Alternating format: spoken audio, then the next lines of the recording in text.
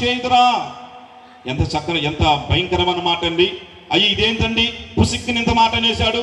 నా హోదా ఏంటి, నా చదువు ఏంటి, నా బలం ఏంటి, నా ఆస్తి ఏంటి, నా అంతస్తు ఏంటి, అంత మాత్రమే కాదు, నేను బయటకు పోతే కొంతమంది లేచి నిలబడతారు. బహుశా వీళ్ళేంది బుద్ధి లేని వారు అంటున్నారంటే, నేను కదమ్మంటుంది బైబిల్ గ్రంథం అంటుంది, నువ్వు యేసుక్రీస్తు వారు నమ్మకపోతే నిన్ను బుద్ధిహీనుడు అని అంటుంది.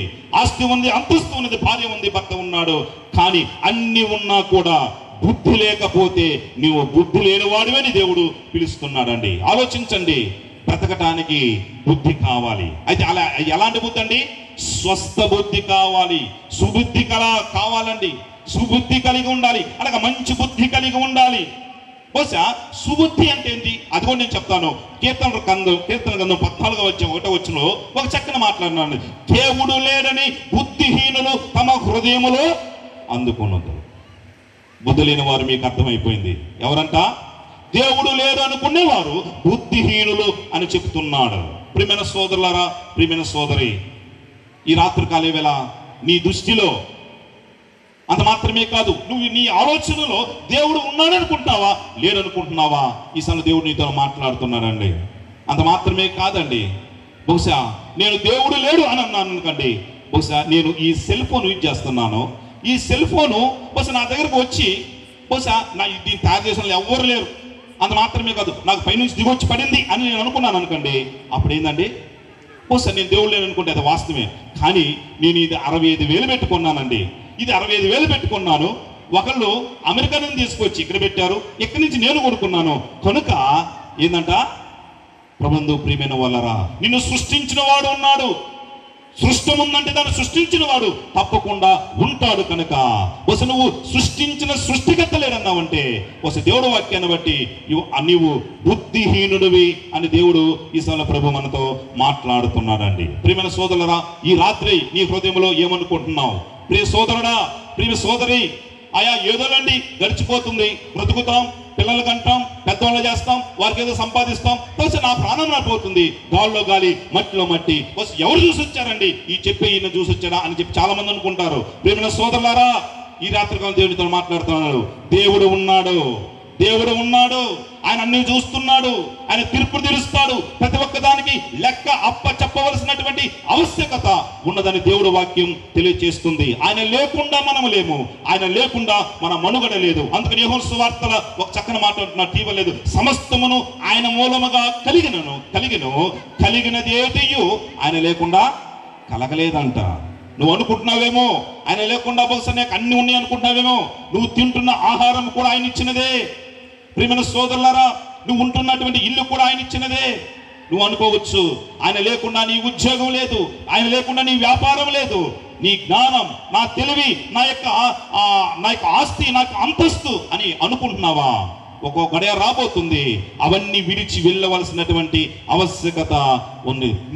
నీది అన్న నీ దేహము కూడా నీతో రానటువంటి పరిస్థితి ఒకనొక సమయంలో రాబోతుందండి. ఇంకా బుద్ధిహీనులు ఎవరు? అదే 14వ అధ్యాయము 2వ వచనంలో మరొక మాట ఉంది, వారు చెడిపోయిన వారు, అనగా వారి బుద్ధి బాహుళ్యత చెడిపోయి ఉంటుందండి. చెడుతనము చేత వారు అసహ్య కార్యాలు చేస్తున్నారంట. అందరికి వారి కార్యాలు అసహ్యం, కానీ వారి బుద్ధి బహుశా సుబుద్ధి కాదు. కనుక నేను మంచిగా తాగుతానండి, అంత మాత్రమే కాదు. కొంతమంది అంటారండి, నేను ఏం లేదండి, లైట్ కొంచెం పుచ్చుకుంటానండి, రోజుకి పుచ్చుకోకపోతే నాకు నిద్ర పట్టదండి, అంత మాత్రమే కాదు, ఎంజాయ్ చేస్తున్నానండి అని చెప్పి చాలా మంది బహుశా తన జీవితాన్ని చాలా సింపుల్గా తీసుకుని అసహ్యమైన కార్యాలు చేస్తున్నారు.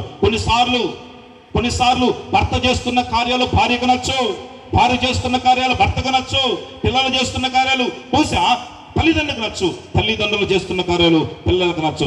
దీనికి కారణం వారి బుద్ధిహీనతని దేవుడు వాక్యం స్పష్టంగా మనతో మాట్లాడుతుంది. ఇదే బుద్ధి లేనితనం, ఇదే బుద్ధిహీనుల లక్షణం. అయితే బుద్ధిమంతులు ఏం చేస్తారు? బుద్ధిహీనుల సంగతి వదిలేశాం. అయితే బుద్ధిమంతులు ఏం చేస్తాడు? సామెతల గ్రంథం 22వ అధ్యాయము 3వ వచనంలో చక్కని మాట ఉంది, బుద్ధిమంతుడు అపాయము వచ్చుట చూచి దాగును అని అంటున్నాడండి. ఏం చేస్తాడంట?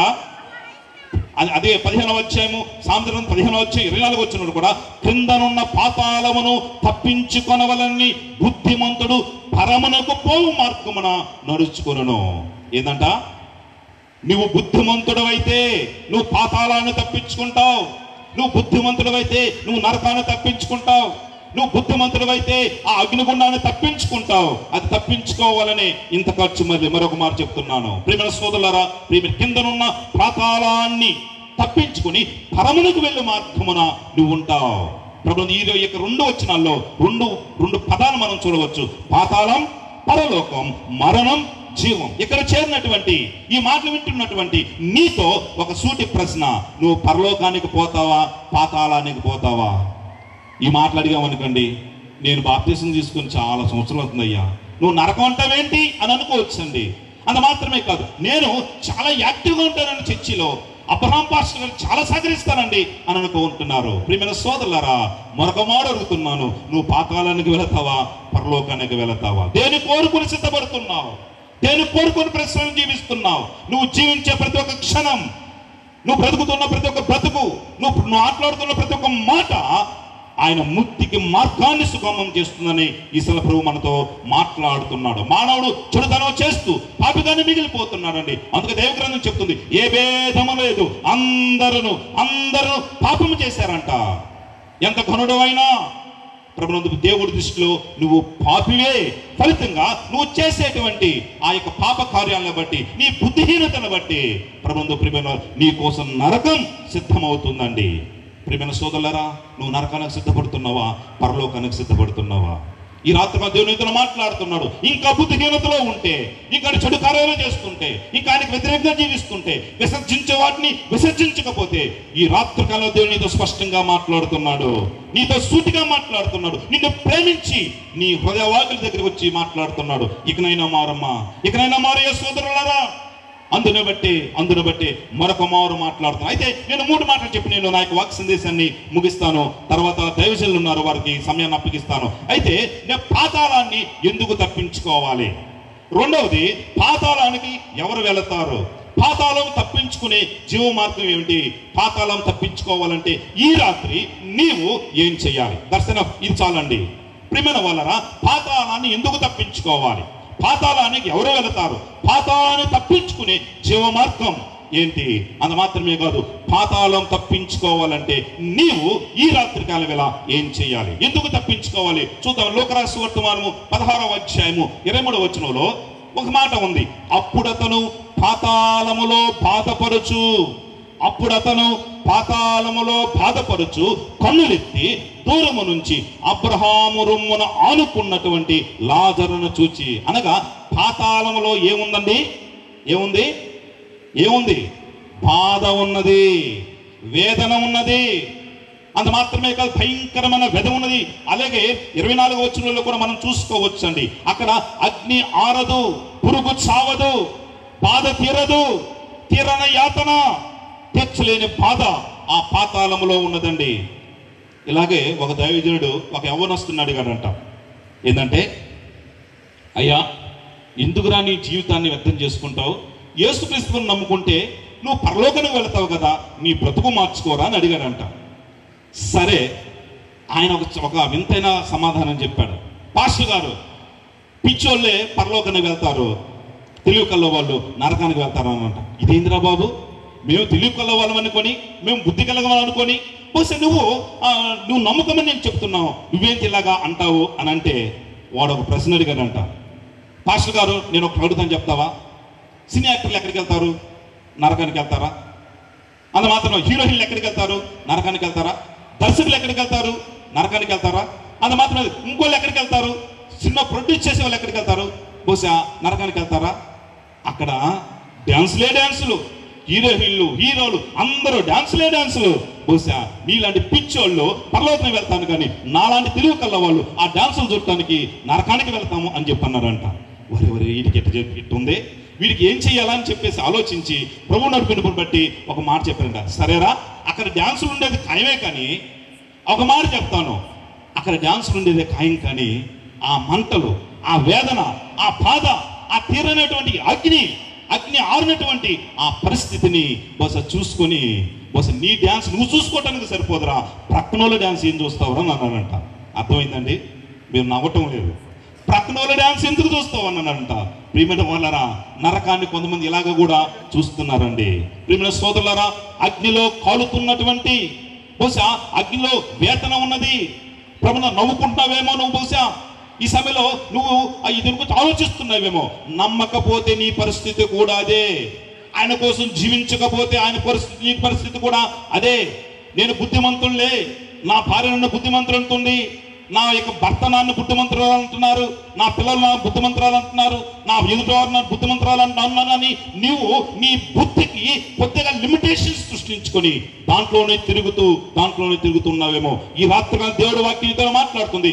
వాక్యపు పరిధిలో నీ బుద్ధిని నీవు పరిశీలించుకోవాలి.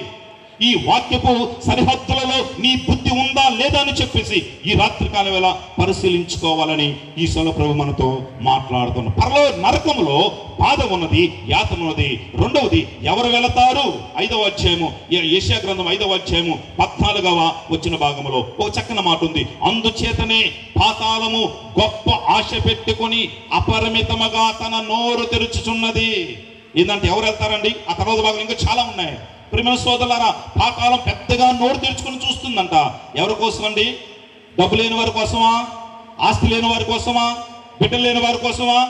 అంత మాత్రమే కాదు, బస్ అధికారం లేని వారి కోసం కాదు కాదు కాదు పరలు ఎవరైతే పాపాత్ములు ఉన్నారో, పాపము చేసి ఇంకా ఒప్పుకోని వారు ఉన్నారో, అంత దుర్మార్గతను విడిచిపెట్టిన వారుగా ఉన్నారో, ప్రతి విధమైన చెడుతనము చేసిన వారుగా ఉన్నారో వారి కోసం ఏంటంట? పాతాళము నోరు తెరుచుకుని ఉన్నదంట. ప్రభుత్వ ప్రియమైన వాళ్ళ బైబిల్ చేతిలో ఉంటుంది, కానీ చెడుతనం హృదయంలో ఉంటుందండి. ఈ రెండింటికి మ్యాచ్ కావటం లేదండి, మిస్ మ్యాచ్ అవుతున్నాయండి. ప్రియమైన సోదరులారా, ఈ రాత్రిగా నీతో మాట్లాడుతున్నాడు. ఇంకా పాపిగా ఉంటే నీ కోసం పరలోకం ఎదురు చూస్తున్నది అన్న భయముతోటి యేసు క్రీస్తు వారిని నమ్మవలసినటువంటి ఆవశ్యకత ఎంతైనా ఉన్నదండి. మూడవది, పాతాళాన్ని తప్పించుకోవాలంటే ఏం చేయాలి? యోహాను రాసిన వర్తమానము 14వ అధ్యాయము 6వ వచనం భాగం. యేసు నేనే సత్యము, నేనే జీవమును, నేనే మార్గమును, నా ద్వారా తప్ప ఎవరు తండ్రి యొద్దకు చేరలేరు. ప్రియమైన సోదరులారా, ప్రియమైన సోదరి, భయపడుతున్న నీకు, భయపడుతున్నటువంటి ఎవరికైనా కూడా దేవుడు సువర్తమానం తప్పించుకోవడానికి జీవమార్గాన్ని తెలియజేస్తున్నాడు. నేనే మార్గమని చెప్పినటువంటి యేసు క్రీస్తు వారు ఆ పరలోకంలోకి తీసుకెళ్ళడు, నరకాన్ని తప్పించగలడండి. నేనే జీవమని చెప్పినటువంటి ఆ యేసు క్రీస్తు వారు నిన్ను నరకం నుంచి తప్పించగలడు. నేనే సత్యమని చెప్పినటువంటి ఆ యేసు క్రీస్తు వారు నిన్ను పరలోకానికి చేర్చగలడండి. ఆయన ఎందుకు చేర్చగలడంటే, ప్రభువు ప్రియమైన వల్ల ఆయన కన్యక మేర గర్భాన జన్మించినటువంటి జనదైక పురుషుడు. ఆయన పాపం లేదండి, నాలో పాపం ఉన్నదని చెప్పి ప్రపంచానికి సవాలు విస్తున్నటువంటి ఆ గొప్ప దేవుడండి. అంత మాత్రమే కాదు, కల్మషం ఎరిగినటువంటి గొప్ప దేవుడండి. ప్రియమైన సోదరులారా, ఆయన జననములో పాపం లేదు, అంత మాత్రమే కాదు, పుట్టుకలో పాపం లేదు, పెరుగుదలలో పాపం లేదు, అంత మాత్రమే కాదు, ఆయన దేంట్లో పాపం లేదండి. అలాంటి పుణ్యాత్ముడు రక్తం మన యొక్క పాప క్షమాపణ కోసం అవసరమైనప్పుడు ఆయనే తన కల్వరిశిలో తన ప్రాణం అర్పించాడు. ఇందులో బట్టి అంటే ఆయనలో పాపం లేదు, కానీ నీ పాపాన్ని ఆయన మీద వేసుకుని నిన్ను మరణం నుంచి తప్పించి, నరకం నుంచి తప్పించి ఆ పరలోకానికి చేర్చాలని. ప్రియమైన సోదరులారా, అందును బట్టి యేసుక్రీస్తు వారు ఇందాక చెప్పాను కదా, ఆయన అందరికీ ప్రభు అండి. ఏ కులమైనా, మరొక వారు ఏ మతమైనా, ఏ జాతి అయినా, ఏ వర్గమైనా, ఎంత ఆస్తిపరులమైనా, ఎంత ఉద్యోగస్తులమైనా కూడా నీకు కూడా ప్రభు, ఆ ప్రభువును విశ్వసిస్తే తప్పకుండా ముక్తికి చేరుస్తాడు. ప్రియమైన సోదరులారా, ప్రియమైన సోదరి, బహుశా బైబిల్ గ్రంథంలో చాలా మంది ఇది బ్రతుకుని నమ్మనటువంటి వారికి బ్రతుకుని నేర్పేటువంటి గ్రంథం అని చెప్పాను కదా. ఈ బైబిల్ గ్రంథంలో తప్పులు పట్టాలని చాలా మంది ప్రయత్నించారండి. మనందరూ తెలుసు ఆర్ఆర్కే మూర్తి గారని. ప్రియమైన వాళ్ళారా, బహుశా యోహాను రాసిన సువార్తమానాన్ని ఒకసారి చదివాడంట. బహుశా ఇంగ్లీష్ వాళ్ళు వచ్చినప్పుడు ట్రాన్స్లేషన్ చేయడానికి, ఆయన బహుశా తర్జుమా చేయడానికి ఆయన పిలిచినప్పుడు బహుశా ఆయన తర్జుమా చేసే దర్శనం అయిపోయింది అనుకోండి. కానీ ఈ బైబిల్ గ్రంథం ఏది ఉంది, దీనిలో తప్పులు వెతికి వారికి చూపించాలని చెప్పేసి బైబిల్ గ్రంథం చదవడం మొదలు పెట్టాడంట. చదివాడు చివరికి వచ్చాడండి. చివరికి ఆ బైబిల్ గ్రంథంలోనే జీవితాంతం తన నెత్తి మీద పెట్టుకుని పూజించి ఈ బైబిల్ నిజమైన గ్రంథమని చెప్పాడండి. ప్రియమైన సోదరులారా, ప్రియమైన సోదరి, అందులో బట్టి యేసుక్రీస్తు అందరికీ ప్రభు. ఆయన పాతాళాన్ని తప్పించుకోవాలంటే అందరికీ ప్రభు అయినటువంటి ఆ ప్రియ ప్రభువును నువ్వు నమ్మాలి, నమ్మి తీరాల్సిందని దేవుడు వాక్యం తెలియజేస్తుంది. నాలుగవది, పాతాళం తప్పించుకోవాలంటే ఈ రాత్రికాల వేళ నువ్వేం చెయ్యాలి? పాతాళం తప్పించుకోవాలంటే ఈ రాత్రికాల వేళ నీవు నమ్ముకున్నటువంటి నీవు, ఇంకా విశ్వసించినటువంటి నీవు, దేవుడు లేరని ఇంతకాలం అనుకున్నటువంటి నీవు ఏం చెయ్యాలి? ఇది ప్రశ్న అండి. ఈ ప్రశ్నకు సమాధానం తెలుసుకోకుండా ఇక్కడి నుంచి వెళితే ఈ యొక్క మీటింగ్స్ వ్యర్థం అండి. కనుక ప్రభువునందు ప్రియమైన వాళ్ళారా, అయితే నేను తీను కానీ బుద్ధి కలిగి ఉండాలి. ఇందాక చెప్పాను కదా, బుద్ధి లేకపోతే నువ్వు బుద్ధిహీనుడివి. నువ్వు బుద్ధి తెచ్చుకొని దేవుడు నమ్ముకుంటే ఆ పాతాళము నుంచి తప్పించగలవండి. ఒక ఆయనకి ఇద్దరు కుమారులు అంట. ఇద్దరు కుమారులు అయితే ఇద్దరు చాలా అల్లారు ముద్దుగా పెరిగారండి. అల్లారు ముద్దుగా పెరిగారు. పెద్దవాడు పనిలో ఉన్నాడు, చిన్నవాడు అల్లరి చిల్లరగా తిరుగుతున్నాడు. ఒకనొక రోజు సడన్గా ఇంటికి వచ్చాడండి. ఇంటికి వచ్చినప్పుడు, నాన్న, డాడీ, మన ఆస్తి ఎంత ఉందన్నారండి. ఎంత ఉందన్నారండి. మన పొలాలు ఎన్ని ఉన్నాయండి? ఇన్ని ఉన్నానన్నాండి. అంత మాత్రమే కాదు, మన వెనక బ్యాక్గ్రౌండ్ ఎంత ఉంది? ఇంత ఉందన్నానండి. అయితే నువ్వు సంపాదన ఆస్తి ఎవరికి? అరే, అట్టు అడుగుతావేంట్రా? అట్టు అడుగుతావేంటి? మీకోసమే కదా ఇంత కష్టపడుతుంది, ఇంత వ్యయ ప్రయాసలు వస్తుంది, నీకేరా బాబు అన్నానంట. అయితే నాకెంత వచ్చింది అన్నారంట. నీకు సగం, అన్నకు సగం అన్నారంట. అయితే నా సగం నాకు ఏమన్నారంట. అది ఇదేంటిరా అని చెప్పేసి ఆ మంచి తండ్రి ఏం చేశాడండి? ఆస్తి ఇచ్చి పంపాడు. చాలా ఆస్తి, చుట్టుపక్కల చాలా మంది ఫ్రెండ్స్ ఉన్నారు. ఎంజాయ్ చేయడానికి వెళ్ళాడు. ఆస్తి మొత్తం, డాడీ బాయ్, నీతో నాకు పని లేదు అని చెప్పి అన్నాడండి. వెళ్ళాడు, ఎంజాయ్ చేశాడు. అప్పుడు అంత మాత్రమే కాదు, జేబులో 100 రూపాయలు ఉంటే 10 మంది మా ఫ్రెండ్స్ మనకు వస్తారు. జేబులో రూపాయలు లేకపోతే మన చుట్టూ ఎవరో ఉండరండి. అలాగ ఉన్నాడు. డబ్బు మొత్తం అయిపోయిందండి. తింటానికి ఆహారం లేదు, ఆకలి అవుతుంది, ఏం చేయాలి అర్థం కాలేదు. ఒక పందులు మేపేటువంటి వారి దగ్గరికి వెళ్ళాడు. అయ్యా, కోసం నీ దగ్గరికి వస్తాను, పందులు మేపుతాను, ఆహారం తింటాను, అంత మాత్రం పందులు మేపుతాను, నువ్వు కొద్ది ఇస్తే నేను ఆహారం తిని కోసం నేను ఉంటానన్నప్పుడు, పో, ఎవరు లేరు అని పంపించాడండి. పందులు ఆహారం తింటున్నాయి. ఆహారం తింటే నోరు ఊరుతుందేమో, బహుశా అక్కడ లేదుగా నేను చదువు చెప్తున్నాను, నోరు ఊరుతుందేమో. అప్పుడు బుద్ధి వచ్చిందండి. నాదేంటి, నా ఇంటి దగ్గర నా పరిస్థితి ఏంటి? పంచభక్ష పరిమాణాలు తిన్నాను, పొలపాన్పేమనుకున్నాను. డాడీ నాకు అది కావాలంటే వెంటనే నిమిషంలో వచ్చేసేది. డాడీ నాకు ఇది కావాలంటే వెంటనే వచ్చేది. ఇక్కడ ఏంటి అని చెప్పి ఆలోచించాడు. వెంటనే అప్పుడు ఒక మాట ఉంది, బుద్ధి వచ్చినప్పుడు. ప్రియమైన సోదరులారా, ప్రియమైన సోదరి, బుద్ధి వచ్చినప్పుడు క్షమాపణ కోరుతున్నారు. బుద్ధి వచ్చినప్పుడు తన దగ్గరకు వస్తున్నాడు. బుద్ధి వచ్చినప్పుడు పశ్చాత్తాపడుతున్నాడు. నువ్వు పాతాళాన్ని తప్పించుకోవాలంటే నువ్వు బుద్ధి తెచ్చుకోవాలి. బుద్ధి ఇంతకాలం ఎంత కూడా తిరిగావు, ఏదేదో చేశావు, ఏదేదో సమర్పించావు, ఏదేదో చేసావు, కానీ నిజ దేవుడైన యేసు క్రీస్తు వారి మాటలు నీతో మాట్లాడుతున్నాయి. నీ బ్రతుకును మార్చేటువంటి మాటలు, నీ జీవితాన్ని మార్చేటువంటి మాటలు, నువ్వు ఈ లోకంలో పరలోకంలో ఎలాగా బ్రతకాలో నేర్పేటువంటి మాటలు ఈ బైబిల్ గ్రంథం తెలియజేస్తుందక. ఈ బైబిల్ గ్రంథము దేవుడు యేసు క్రీస్తు వారు కన్యక మరియ గర్భాన జన్మించినటువంటి ఈ జనదైక పురుషుడు తెలియజేస్తున్నాడు. నువ్వు బుద్ధి కలిగి ప్రవర్తిస్తే ఆ నరకాన్ని తప్పించుకోనండి. ఏ బుద్ధి లేకుండా ఇంకా దుర్మార్గమైన కార్యాలు చేస్తున్నావేమో, బుద్ధి లేకుండా దుర్మార్గమైన మాటలు మాట్లాడుతున్నావేమో, బుద్ధి లేకుండా ఏదో చేస్తున్నావేమో, అయితే దేవుడు మీతో మాట్లాడుతున్నాడు. ఆయన బైబిల్ గ్రంథం తెలియజేస్తుంది. ఆయన ఎంత మంచివాడంటే ఆయన నేను ఏడుస్తున్నాడంట. అయ్యో, నేను సృష్టించిన నా బిడ్డలు ఇంకా నా మాట వినుకొని తిరుగుతున్నారే అని చెప్పి ఆయన ఏడుస్తున్నారంట. ఇంకా నీ తలుపు దగ్గర చేరి తలుపు తడుతున్నారంట. అయ్యా, తలుపు తీస్తావా? నేను వస్తాను, నీ జీవితాన్ని మారుస్తాను, నీ బ్రతుకును మారుస్తాను. అంత మాత్రమే కాదు, నీ బ్రతుకును బహుశా ఉన్నతంగా తీర్చిదిద్దాను, ఆ పరలోకం కూడా ఇస్తాను, నరకాన్ని తప్పిస్తాను అని చెప్పి బహుశా ఆయన తలుపు తడుతున్నారంట.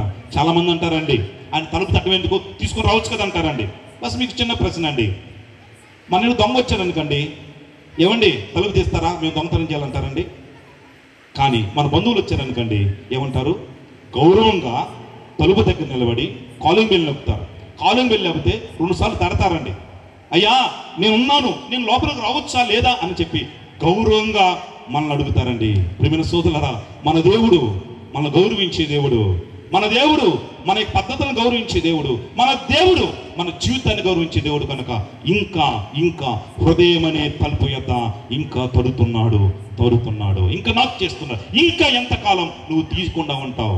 ఇంకా ఎంతకాలం ఆయనకు ఏడిపిస్తూ ఉంటావు? ఇంకా ఎంతకాలం ఆయన దగ్గర రాకుండా ఉంటావు? బైబిల్ వాక్యం తెలియదు. ఇదే అనుకూలమైన సమయం, ఇదే రక్షణ దినం. ఈ దినం మనది, రేపు మనది కాదండి. మనం ఇంతలో కనబడి అంతలో మాయమైపోయే మట్టి వంటి వారమండి. ప్రియమైన సోదరులారా, నేను ఇంత గట్టిగా మాట్లాడుతున్నాను, పోయేటప్పుడు పోతానేమో నాకు తెలియదండి, మీకు కూడా తెలియదండి. ప్రియమైన సోదరులారా, ప్రియమైన సోదరి, ఈ రాత్రి దేవుడితో మాట్లాడుతున్నాడు. ఇంతలో కనబడి అంతలో మాయమైపోయే ఆవిరి వంటి వారమండి. ప్రియమైన ఆయన కోసం మనం తలుపు తీయాలి. అందుకనే అంకుల్ గారికి బాగా తెలుసు, అంకుల్ గారు వాళ్ళు పాడి ఉంటారు. ఏ పాట అండి? హృదయమనడి తలుపు నొద్ద యేసు నాదుండు, హృదయమనడి తలుపు నొద్ద యేసు నాదుండు, నిలచి సదయుడగుచు పట్టుచుండు సకల విధములను, పరును బోలి నిలుచున్నాడు పరికించి చూడు, పరుడు కాదు రక్షకుడు ప్రాణ స్నేహితుడు, ఎంతసేపు నిలువబెట్టి ఏడ్పింతురతని, నా తాడంత దయతో పిలచుచున్న శివుడు మిమ్ములను. ప్రియమైన వాళ్ళరా, ప్రియమైన సోదరు, ఇంకా ఎంతసేపు ఆయన నిలబెడతారు? ఆయన హృదయమైన తలుపు ఎంత తడుతుండగా వస్తే తలుపు, అయ్యా నా హృదయాన్ని తెలుస్తున్న ప్రభా, నా హృదయంలోకి రా ప్రభా, నా జీవితాన్ని మార్చు అని చెప్పి నువ్వు ఉన్న చోటే ఒక చిన్న మాట అడగలితే, ఆయన కోసం ఏదేదో ఎక్కడికి వెళ్ళలేదు, కానీ ఉన్న చోట ఉన్న స్థలంలో మనస్ఫూర్తిగా అయ్యా నా జీవితంలోకి రంటే తప్పకుండా నీ జీవితంలోకి వచ్చి నీ జీవితాన్ని అందమయంగా చేస్తాడు, పులపాన్పుగా చేస్తాడు. తదుపు నీకు నరకాన్ని తప్పించి నిత్యరాజ్యాన్ని ఇస్తాడు. దేవుడి వాక్య భాగాన్ని మన కోసం దీవించిన గాక. ఈ వాక్య ఫలింపు కోసం సోదరులు ప్రార్థన చేస్తారు. చిన్న ప్రార్థన. హల్లెలూయా. చిట్టుబాబు గారు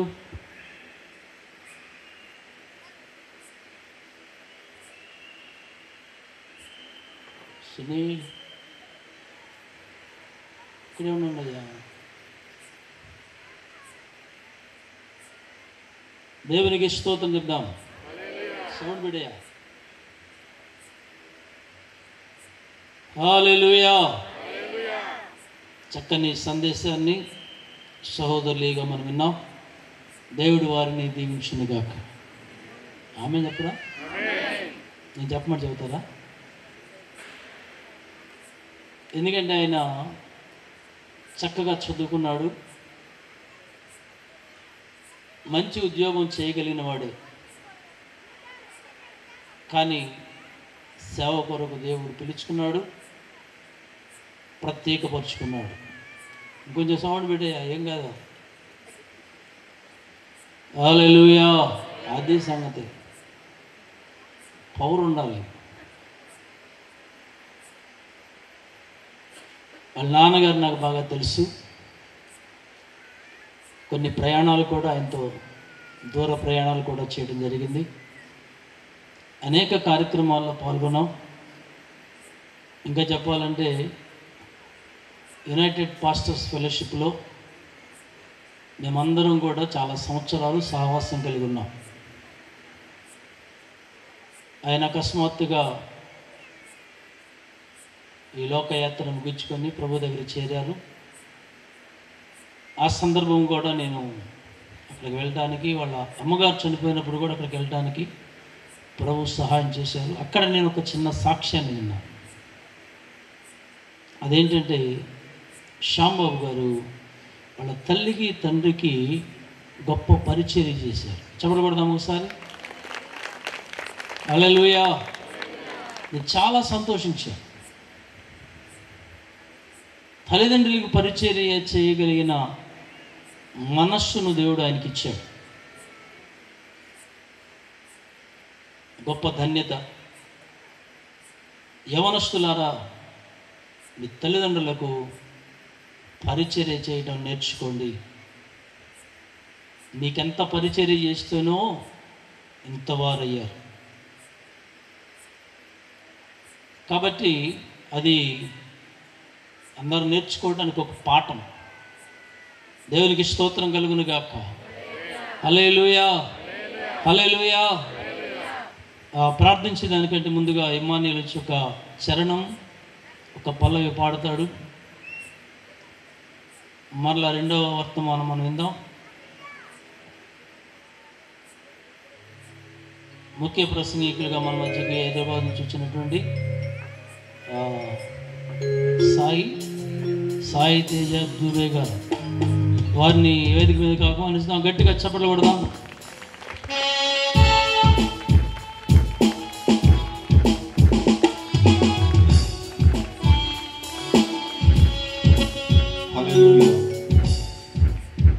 బేతేలునకు రండి, ప్రభు దీవెన పొందండి.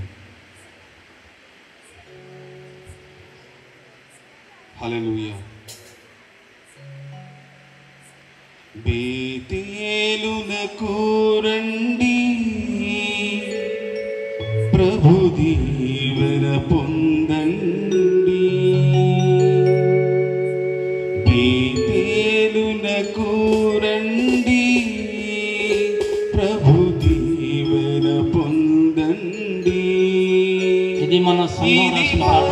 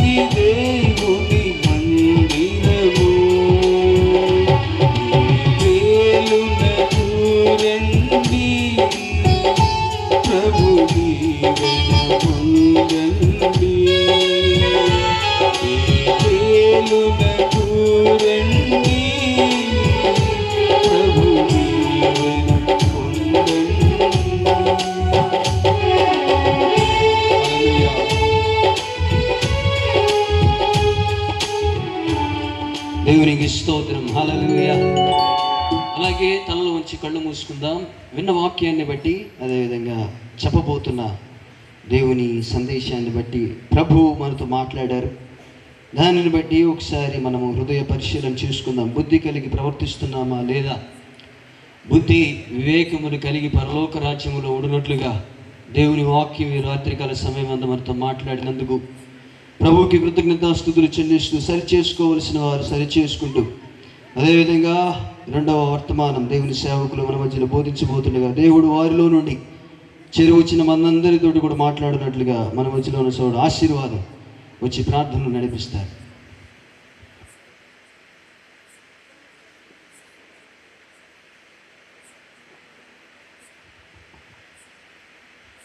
పరిశుద్ధుడా, జీవాధిపతి మా యేసయ్య, నీ కొందనాలు అయా. నాయన చెప్పబడిన వాక్యాన్ని అయా తండ్రి, నీ ప్రజల హృదయాలు మీరు నాటినందుకు వందనాలు. వాక్యం ఎత్తిన నీ దాసుడిని మీరు బలపరిచి వాడుకున్నందుకు వందనాలు అయా. నీ దాసుడు నాయన అయా నాయన వాక్యాన్ని చెప్పబోతుండగా తండ్రి నాయన, నీ దాసుడి పక్షాన మీరు నిలబడి అయా నాయన, నీ కూడి వచ్చిన నీ జనసమూహంతో సూటిగా మీరు మాట్లాడమని ఈ కార్యక్రమం అంతటిని నీ చేతులకు అప్పచెప్పుకుంటూ యేసు నామమున అడుగుచున్నాను తండ్రి. దేవునికి స్తోత్రం. హల్లెలూయా, హల్లెలూయా. ఈ సమయం ముందు మనము రెండవ వర్తమానం వినబోతున్నాం. ఎంతమంది సిద్ధంగా ఉన్నారు? ఎత్తండి ఒకసారి, ఓపండి. దేవునికి స్తోత్రం. హల్లెలూయా, హల్లెలూయా. లిటిల్ ఎక్సర్సైజ్, ఒక చిన్న ఎక్సర్సైజ్ ఏం చేస్తుందంటే మిమ్మల్ని మరలా రిజ్యూనేట్ చేస్తుంది, మరలా మిమ్మల్ని ఉత్తేజపరుస్తుంది. రెండవ వర్తమానం వినడానికి మీరు సిద్ధంగా ఉన్నారు. దేవుని సేవకులు బోధించడానికి సిద్ధంగా ఉన్నారు. హైదరాబాద్లో దేవుని పరిచర్య చేస్తున్న దైవజనులు పాస్టర్ సాయి తేజ దూబే గారు మన మధ్యలో ఉంటాం. చాలా సంతోషం. వారు వచ్చి దేవుని వాక్యాన్ని బోధించవలసిందిగా వారిని ప్రేమపూర్వకంగా ఆహ్వానిస్తున్నా. వారు వస్తుండగా చప్పట్లు కొడుతూ దేవుని నామాన్ని మహిమపరుద్దాం.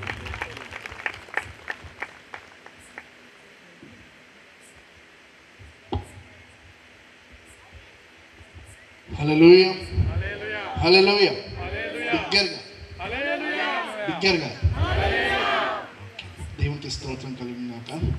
సో మొదటిగా నన్ను ఇక్కడికి పంపించిన నా దేవునికి, మనందరి రక్షకుడైన యేసు ప్రభు నామానికి మహిమ కలుగును గాక. అండ్ రెండవదిగా ఇక్కడికి వచ్చి మరి రెండోసారి నేను పాస్టర్ గారిని కలుస్తున్నాను. మొదటిసారి హైదరాబాద్లో కలిశాను. అండ్ నాకు ఇప్పటికి కూడా ఆ రోజు ఆయన పాస్టర్ గారు బోధించిన వాక్యం నాకు ఇంకా గుర్తుంది.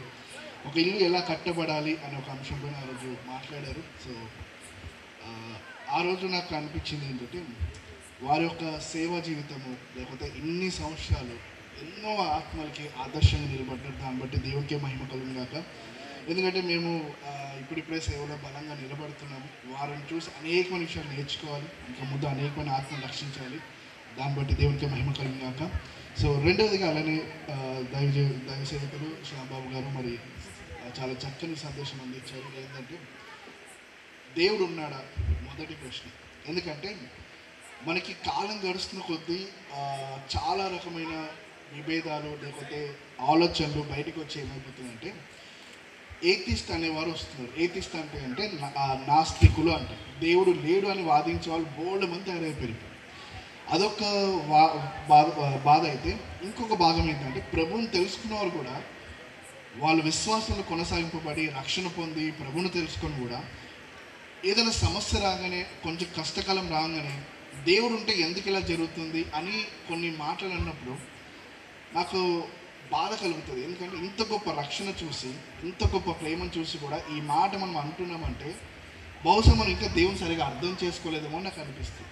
అండ్ అలానే ఇంకో మాట చెప్పారు, నరకం నుంచి తప్పించుకోవాలంటే ఏం చేయాలని కొన్ని అంశాలు చెప్పారు, విచ్ ఇస్ వెరీ ఇంపార్టెంట్. అది చాలా అవసరము. ఎందుకంటే మనిషి ఈ లోకంలో కొద్ది కాలం ఉంటాడు, ఎంతకాలం ఉంటుందో తెలియదు. ఈరోజు ఉండొచ్చు, రేపు పోవచ్చు, ఏదైనా జరగచ్చు. కానీ మనిషి చనిపోయిన తర్వాత దేవుని దగ్గరికి వెళ్ళాలి, తీర్పులోకి వెళ్ళాలి. ఆయనకి మనం అందరం లెక్క అప్పచెప్పాలి. మనం ఎలా జీవించాము, ఎలా బ్రతికాము, మన సాక్ష్య జీవితం ఏంటి, ఇవన్నీ కూడా దేవునికి లెక్క అప్పచెప్పాల్సిన బాధ్యత మనకు ఉంది అనే విషయం గ్రహించాలి. అయితే వాటి గురించి మనం రోజు మాట్లాడదాం. అండ్ దానికంటే ముందు నాకు ఈ యొక్క వాతావరణం చూసి చాలా చక్కగా అనిపిస్తుంది. ఎందుకంటే ఇలాంటి వాతావరణం ఆల్మోస్ట్ ఒక 10 సంవత్సరాల క్రితం మా హైదరాబాద్లో ఉండేదన్నమాట. ఓపెన్ ఎయిర్ మీటింగ్స్ చాలా ఘనంగా పెట్టుకునేవారు, ఆరాధించేవారు, అన్నీ చేసేవారు. కానీ ఇప్పుడు పెట్టాలంటే చాలా ఆటంకాలు, అది మీకు అందరికి తెలిసిందే, దాన్ని నేను కొత్తగా చెప్పాల్సిన అవసరం. చాలా ఇబ్బందులు ఉన్నాయి. బట్ అయినప్పటికీ దేవుడు మీకు ఇచ్చిన స్వేచ్ఛను బట్టి, ఆయన ఇచ్చిన కృపను బట్టి దేవునికి మహిమ కలుగును గాక. ఆమేన్. ఎందుకంటే మాకు అది లేదు, ఆనెస్ట్ చెప్పాలంటే. మీకు తెలుసా, మేము ఒక మందిరం కోసం, ఒక స్థలం కోసం తిరుగుతున్నాం, ఆల్మోస్ట్ సంవత్సరం నుంచి తిరుగుతున్నాం. కానీ అందరూ ఒక మాట అంటారు ఏంటంటే, క్రైస్తవులకు మేము ఇవ్వమండి, క్రైస్తవులకు మేము ఇవ్వమండి. చాలా సింపుల్గా చెప్పేసి బాధ కలుగుతుంది. కానీ ఒక విశ్వాసం ఏంటంటే, ఎవరైతే నో చెప్పారో వాళ్ళే రక్షణ పొందుతారని నమ్మకం నాకైతే ఉంది. దేవుడు అలాంటోడు మన దేవుడు అని నేను చాలా బలంగా నమ్మకం. సరే, అయితే ఇంకోటి తర్వాత విషయం ఏంటంటే, మరి మహేంద్ర అన్న ద్వారా నేను ఇక్కడికి వచ్చాను. వారికి ఉన్న ప్రసవేదన అంట, ఆశ కాదు ప్రసవేదన అంట. ప్రసవేదన ఏం చేస్తుందంటే మనిషిని ప్రభు కోసం పరిగెత్తలా చేస్తుంది. ప్రసవేదన ఏం చేస్తుందంటే మనకున్న లిమిటేషన్ని దాటి, అంటే మనకున్న పరిధిని దాటి ప్రభు కోసం ఎంతో దూరమైన వెళ్ళేలా చేసేది ప్రసవేదన అనమాట. ఎందుకంటే అంటే ఇలా మీటింగ్ చేయడము, ఇలా అందరిని ఇలా ఒక దగ్గర తీసుకొచ్చి ప్రభుని ఆరాధించేలా చేయడం కూడా చాలా కష్టం ఈ తరంలో. ఎందుకంటే ఒకప్పటి తరంలో ఏంటంటే ప్రభు దేవుడు అనగానే చాలామంది వచ్చి విని దేవుని తెలుసుకునేవారు. కానీ ఇప్పుడు అయ్యా మందిరానికి వస్తారా, దేవుని ఆరాధిస్తారా అంటే అందరు చెప్పే యునామినస్ ఆన్సర్ ఏంటంటే, లేదయ్యా మాకు ఉద్యోగాలు ఉన్నాయి, మాకు కుదరట్లేదు, మాకు సమయం లేదు. ఇవన్నీ బైబిల్ ఒక ఉపమానం చెప్తారు చూసారు యేసుప్రభు వారు. ఒక విందుకు పిలిస్తే నేను వివాహం చేసుకున్నాను, ఒక దూడని కొన్నాను అని ఎలా అయితే సాకులు చెప్తారో, ఇప్పుడు ప్రతి ఒక్క విశ్వాసి సాకులకు అలవాటు పడిపోయింది. అందుకే అనిపిస్తుంది క్రైస్తవులు దేవుని కోసం నిలబడటం ఆగిపోయిందేమో. కానీ నేను నమ్ముతా, దేవుడు ఖచ్చితంగా మంచి మంచి సేవకులు లేవనెత్తి, ఇప్పుడు ఎలా అయితే శ్యాంబాబు గారు ఎలా అయితే కొట్టినట్టు నీవు బ్రతకాలన్నా, నువ్వు స్వర్గానికి వెళ్ళాలంటే ప్రభు తప్ప నీకు వేరే మార్గం లేదు, ఎలా అయితే బల్లబుద్ధి చెప్పారో అలాంటి సేవకులు ఉంటారు. ఎందుకు అంటే అందరూ అలా ప్రకటిస్తుంటే లేదు. ఆల్మోస్ట్ ఇప్పుడు చాలా బోధలు ఎలా అయిపోయాయంటే, నీకు అప్పులు ఉన్నాయా, యేసు దగ్గరికి. నీకు అనారోగ్యం ఉందా, యేసు దగ్గరికి. అంటే ఎలా అయిపోయిందంటే, నాకు ఇప్పుడు డబ్బులు అవసరం ఉంది, నా దగ్గర ఏటీఎం కార్డు ఉంది, ఏం చేయాలా, ఏటీఎంకి వెళ్ళి డబ్బులు విత్డ్రా చేసుకోవాలంటే అయిపోయింది. రక్షకుడు మనకు అవసరం లేదు. ఆయన నుంచి రావాల్సిన ఏదైతే నిధులు అంటామో, లేకపోతే లాభాలు అంటామో, స్వస్థతలు అంటామో, ఇవి మనకు కావాలి. అవి చెయ్యడం నేను చెప్పట్లేదు, అవన్నీ దేవుడు చేస్తారు. కానీ దానికంటే ముఖ్యము దేవుడు మనకు కావాలి.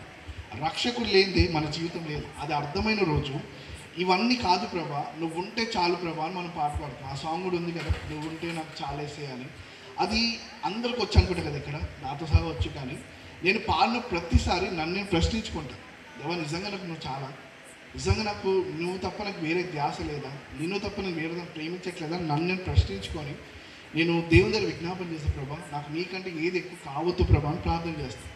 సో ఇది నా వర్తమానం కాదు, బట్ స్టిల్ అన్నకి ఇచ్చిన ప్రసవేదన బట్టి మీకే స్తోత్రం, దేవునికి మహిమ కలుగును కాక. అయితే ఇలాంటి ప్రసవేదన ఇప్పుడు అందరికీ కలుగును కాక.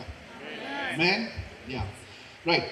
సో అయితే నేను ఈ మీటింగ్స్ నుంచి అన్న చెప్పినప్పుడు నేను దేవుని అడుగుతున్నాను, ప్రభా ఏ వర్తమానం చెప్పాలి, ఏది చెప్పాలన్నప్పుడు దేవుడు నాకు ఒక వర్తమానం ఇచ్చారు, దాని నుంచి మీతో ప్రస్తావిస్తాను.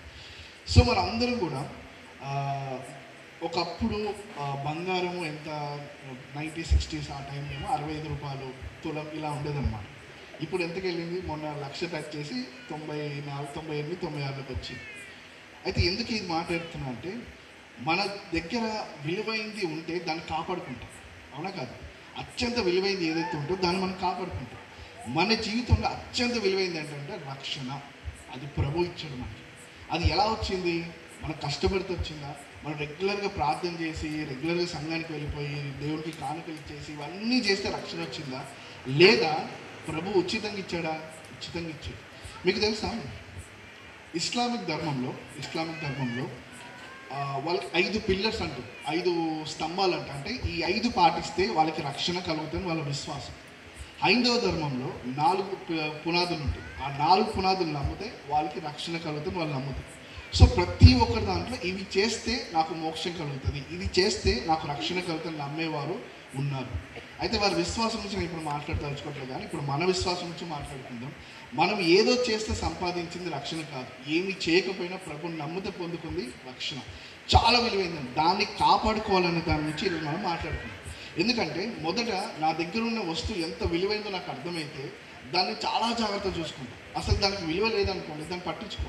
ఈరోజు నేటి తరంలో క్రైస్తవుల్లో మనకున్న మెయిన్ ప్రాబ్లం ఏంటంటే రక్షణని ఇగ్నోర్ చేస్తారు, రక్షణ పట్టించుకోరు. అంటే రక్షణ అంటే ఏంటంటే ప్రభు నమ్మామా, చర్చికి వెళ్ళామా, బాప్తిజం తీసుకున్నామా, ఆదివారం మందిరానికి వెళ్ళామా, దేవునికి ఎంత ఇచ్చేసామా, అయిపోయింది అనుకుంటాం. కానీ రక్షణ ఫలాలు ఫలించాలి, రక్షణ క్రియలు చూపించాలి. క్రియలు లేని విశ్వాసం ఏమవుతుందంటే మొత్తం అంటే ఈరోజు మన రక్షణ పనిచేస్తుందా, రక్షణలో అంటే రక్షణ అనుభవిస్తున్నామా, రక్షణ చూపిస్తున్నామా అనే దాని నుంచి మనం మాట్లాడుకొని ట్రై చేద్దాం. అయితే మొదటిగా జనరల్గా మనకు అందరికి తెలిసిన విషయం కొంచెం మాట్లాడుకున్నాం, దీనికి బ్యాక్గ్రౌండ్ గురించి చెప్పేసి మీకు వాక్యం దాని నుంచి చెప్తాను. దేవుడు మొదట ఆదాముని సృష్టించాడు, ఎవరి పోలికలో ఆయన పోలికలో చేసుకున్నాడు. తర్వాత అవ్వ కూడా వచ్చారు, ఇద్దరు బాగానే ఈడెన్ గార్డెన్ బాగానే పరిపాలిస్తూ అంత బాగున్నారు. దేవుడు ఎప్పుడైతే చేయొద్దన్న పని చేసిన తర్వాత వాళ్ళు పాపంలో పడిపోయారు. తర్వాత వాళ్ళు ఈడెన్ గార్డెన్ నుంచి బయటకు వచ్చారు, ఇది అందరికీ తెలిసింది. అయితే తర్వాత మనిషి పడిపోయాడు, పాప స్వభావంగా మారిపోయాడు. అందుకే మనకి రోమిల రాష్ట్ర పత్రికలో ఉంటుంది, ఒక్క మనిషి వల్ల మనం అందరం ఏమైపోయామంటే పాపులంగా ముద్రించబడ్డాం. అయితే ఇంకొక మనిషి వల్ల అంటే కడపటి ఆదాం వల్ల మనందరం నీతిమంతులుగా తీర్చబడ్డాం వాక్యం చెప్తుంది. ఈరోజు మనం మాట్లాడుకునే విషయం ఏంటంటే ఈ రక్షణ మనకి ఎలా వచ్చింది అంటే ఆదాం పడిపోయినప్పుడు, పాపంలో పడిపోయినప్పుడు మనిషి ఎలా విలువిల్లాడాడు, మనిషి బ్రతికించడానికి దేవుడు ఏం చేస్తాడని అర్థం చేసుకోవాలి. ఇప్పుడు మనకి క్రిస్మస్ మెసేజ్లో మనందరం మాట్లాడుకుంటే ఏంటంటే గొర్రెల కాపరి దగ్గరికి దూత వచ్చేయమంటే నీకు లోకరక్షకుడు ఉదయించాడని చెప్తాడు. దేవుడు ఉదయించడని చెప్పాడు, రక్షకుడు అంటే. ప్రపంచంలో 4500 మతాలు సుమారుగా ఉన్నాయి, 4500 మతాలు ఉన్నాయి సుమారుగా. ఇంకా చెప్పలేని చాలా ఉన్నాయి కానీ బట్ దేవుళ్ళ పిల్లబడే వాళ్ళు చాలామంది ఉన్నారు. మనుషులే దేవుళ్ళు అయిపోయారు, పాస్టర్లే దేవుళ్ళు అయిపోయారు, బాబాలే దేవుళ్ళు అయిపోయారు. కానీ దేవుడు ఏమన్నంటే నేను దేవుడు అని చెప్పాలని కాదు, రక్షకుడిగా వచ్చానంటున్నాడు. రక్షణ అంటే ఏంటి? మనకి సేవియర్, మనకి ఏమంటామంటే మన పాప జీవితంలో వచ్చి విడుదల ఇచ్చేవాడు. అంటే ఈ ప్రపంచంలో ఎవ్వడు చేయలే పని రక్షకుడు ఒకడే చేస్తాడు. అందుకే ఆయన గురించి కొన్ని శ్లోకాలు ఉంటాయి, బాగుంటాయి. అదేంటంటే మృత్యుంజయుడా అని అంటాడు. మృత్యుంజయుడు అంటే మరణాలు జయించిన వాడు ఏకైక దేవుడు యేసు ప్రభువు తప్ప ఎవ్వరూ లేరండి. అయితే ఇదంతా చెప్తున్నా కదా, మొదట నా గురించి కొంచెం 2 నిమిషాలు చెప్తాను, ఎక్కువ చెప్పలేను ఎందుకంటే ఇచ్చిన వర్తమానం బట్టి. నా పేరు సాయి తేజ దుబే. నేను హైదరాబాద్ ప్రాంతంలోనే ఉన్నాను, అక్కడే పెరిగాను, అక్కడే సేవ చేస్తున్నాను. నా పుట్టుక బ్రాహ్మణ కుటుంబంలో జరిగింది. నేను ఒక బ్రాహ్మణ కుటుంబం నుంచి వచ్చాను అనమాట.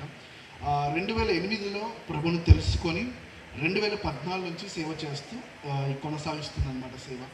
అయితే నా జీవితంలో చాలా లోతుపాట్లు, బాధ, ఇబ్బంది, ఏడుపులు, ఆల్మోస్ట్ ఒక 9 సంవత్సరాల నరకయాత్ర అనుభవించి ఏడ్చి అసలు దేవుడే లేడు, అసలు దేవుడు అనేవాడు లేడు, ఒక నాస్తికుడిగా అయ్యే టైంలో ప్రభు యేసుక్రీస్తుని దర్శించి నాతో మాట్లాడి నన్ను నిలబెట్టి ఆయన సేవలో వాడుకున్నాడు అనమాట.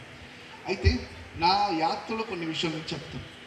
ఇప్పుడు జనరల్గా ఒక మనిషి పుట్టుకతోనే పాపి అని బైబిల్ గ్రంథం చెప్తుంది, హైందవ ధర్మం చెప్తుంది, ఇస్లామిక్ గ్రంథము చెప్తుంది. ఆల్మోస్ట్ మనకున్న మెజారిటీ రిలీజియస్ బుక్స్ అన్నీ కూడా ఏం చెప్తుంది అంటే మనిషి పుట్టుకతోనే పాపి.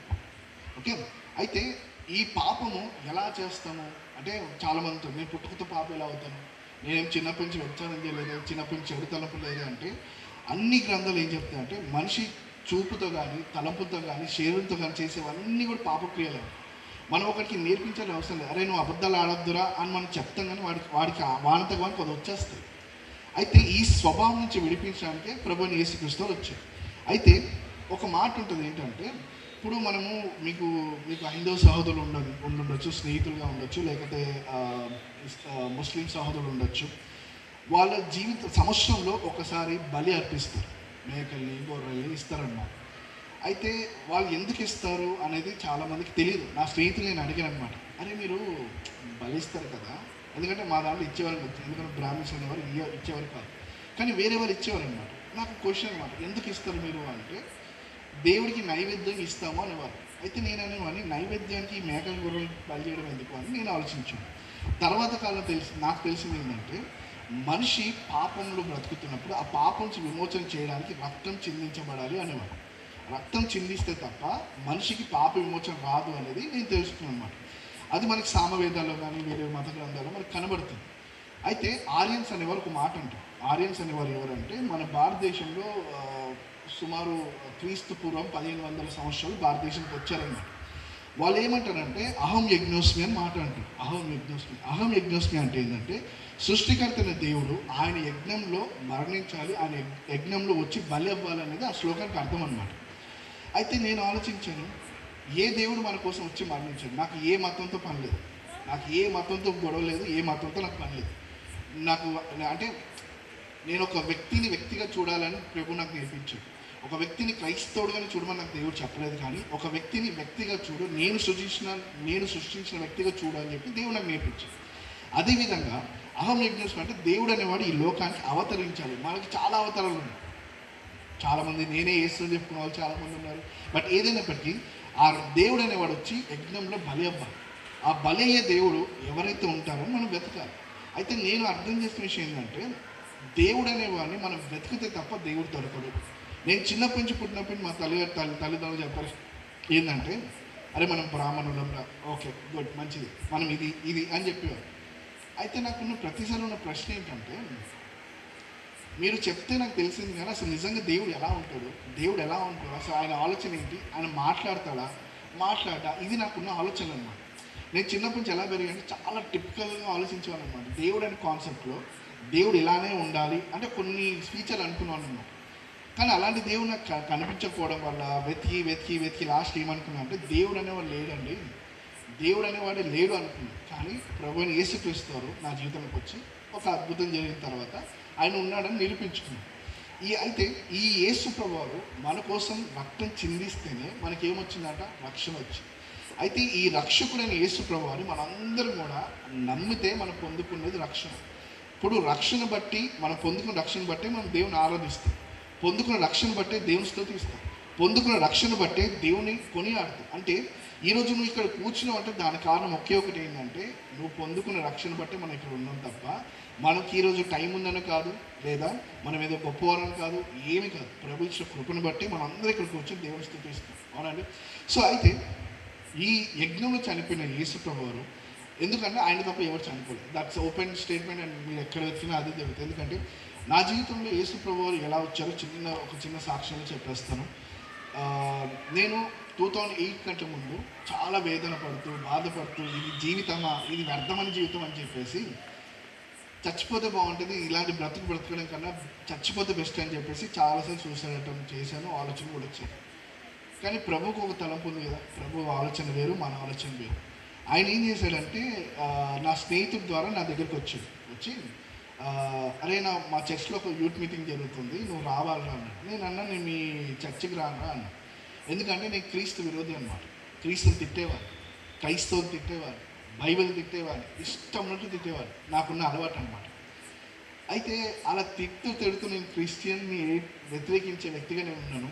నాకే వచ్చి ఇన్విటేషన్ ఇచ్చి నేను రాను, మీ క్రైస్తవం అంటే నాకు నచ్చదు అది ఇది అని చెప్తే, లేదురా నువ్వు నాకు స్పెషల్ గెస్ట్ వచ్చిపోను. సరే అని చెప్పి చర్చికి వెళ్ళాను. ఒకరోజు మీటింగ్ అక్టోబర్ 2, 2008లో వెళ్ళి కూర్చున్నాను. నేను చివర్లో కూర్చొని ఇక్కడ ఎవరైతే ప్రసంగిస్తున్నారో లేదా మాట్లాడుతున్నారో దానికి ప్రతిగా బూతు మాటలు మాట్లాడుకున్నాను అనమాట. వాళ్ళు ఇక్కడ ఏం మాట్లాడారు దానికి ఉల్టా ఒక మాట అక్కడ నేను మాట్లాడుతూ, నేను అక్కడ ఉండి నా ఫ్రెండ్స్ తోటి కామెడీ చేశాను, నవ్వుకునే వాళ్ళని మామూలుగా ఇట్లా అందరిని తిట్టేసి వాళ్ళని తిడుతూ వీళ్ళని తిడుతూ ఒక టైంపాస్ అయిపోయిందన్నమాట. ఇంటికి వెళ్ళిపోయినా, నాకేం లెక్కలేదు, నాకేం అర్థం కాలేదు. తర్వాత మళ్ళీ నా స్నేహితుడు పెంచాడు. నేను అన్న ఒకటే మాట, నీకు నీ దేవుడికి పెద్ద దండంరా, నేను రాను, మీ మతంలోకి రాను నేను అని చెప్పి ఇలానే మాట్లాడు. తర్వాత నేను బలవంతంగా తీసుకెళ్తే ఆ రోజు ప్రభు నాతో మాట్లాడాడు. ఎలా మాట్లాడాడంటే, ఒక వ్యక్తి మాట ఎలా ఉంటుంది, ఆ వ్యక్తి మాట్లాడితే అవతలి వారు ఎలా బాధపడతారనే ఒక అంశం పైన ఒక బ్రదర్ మాట్లాడారు.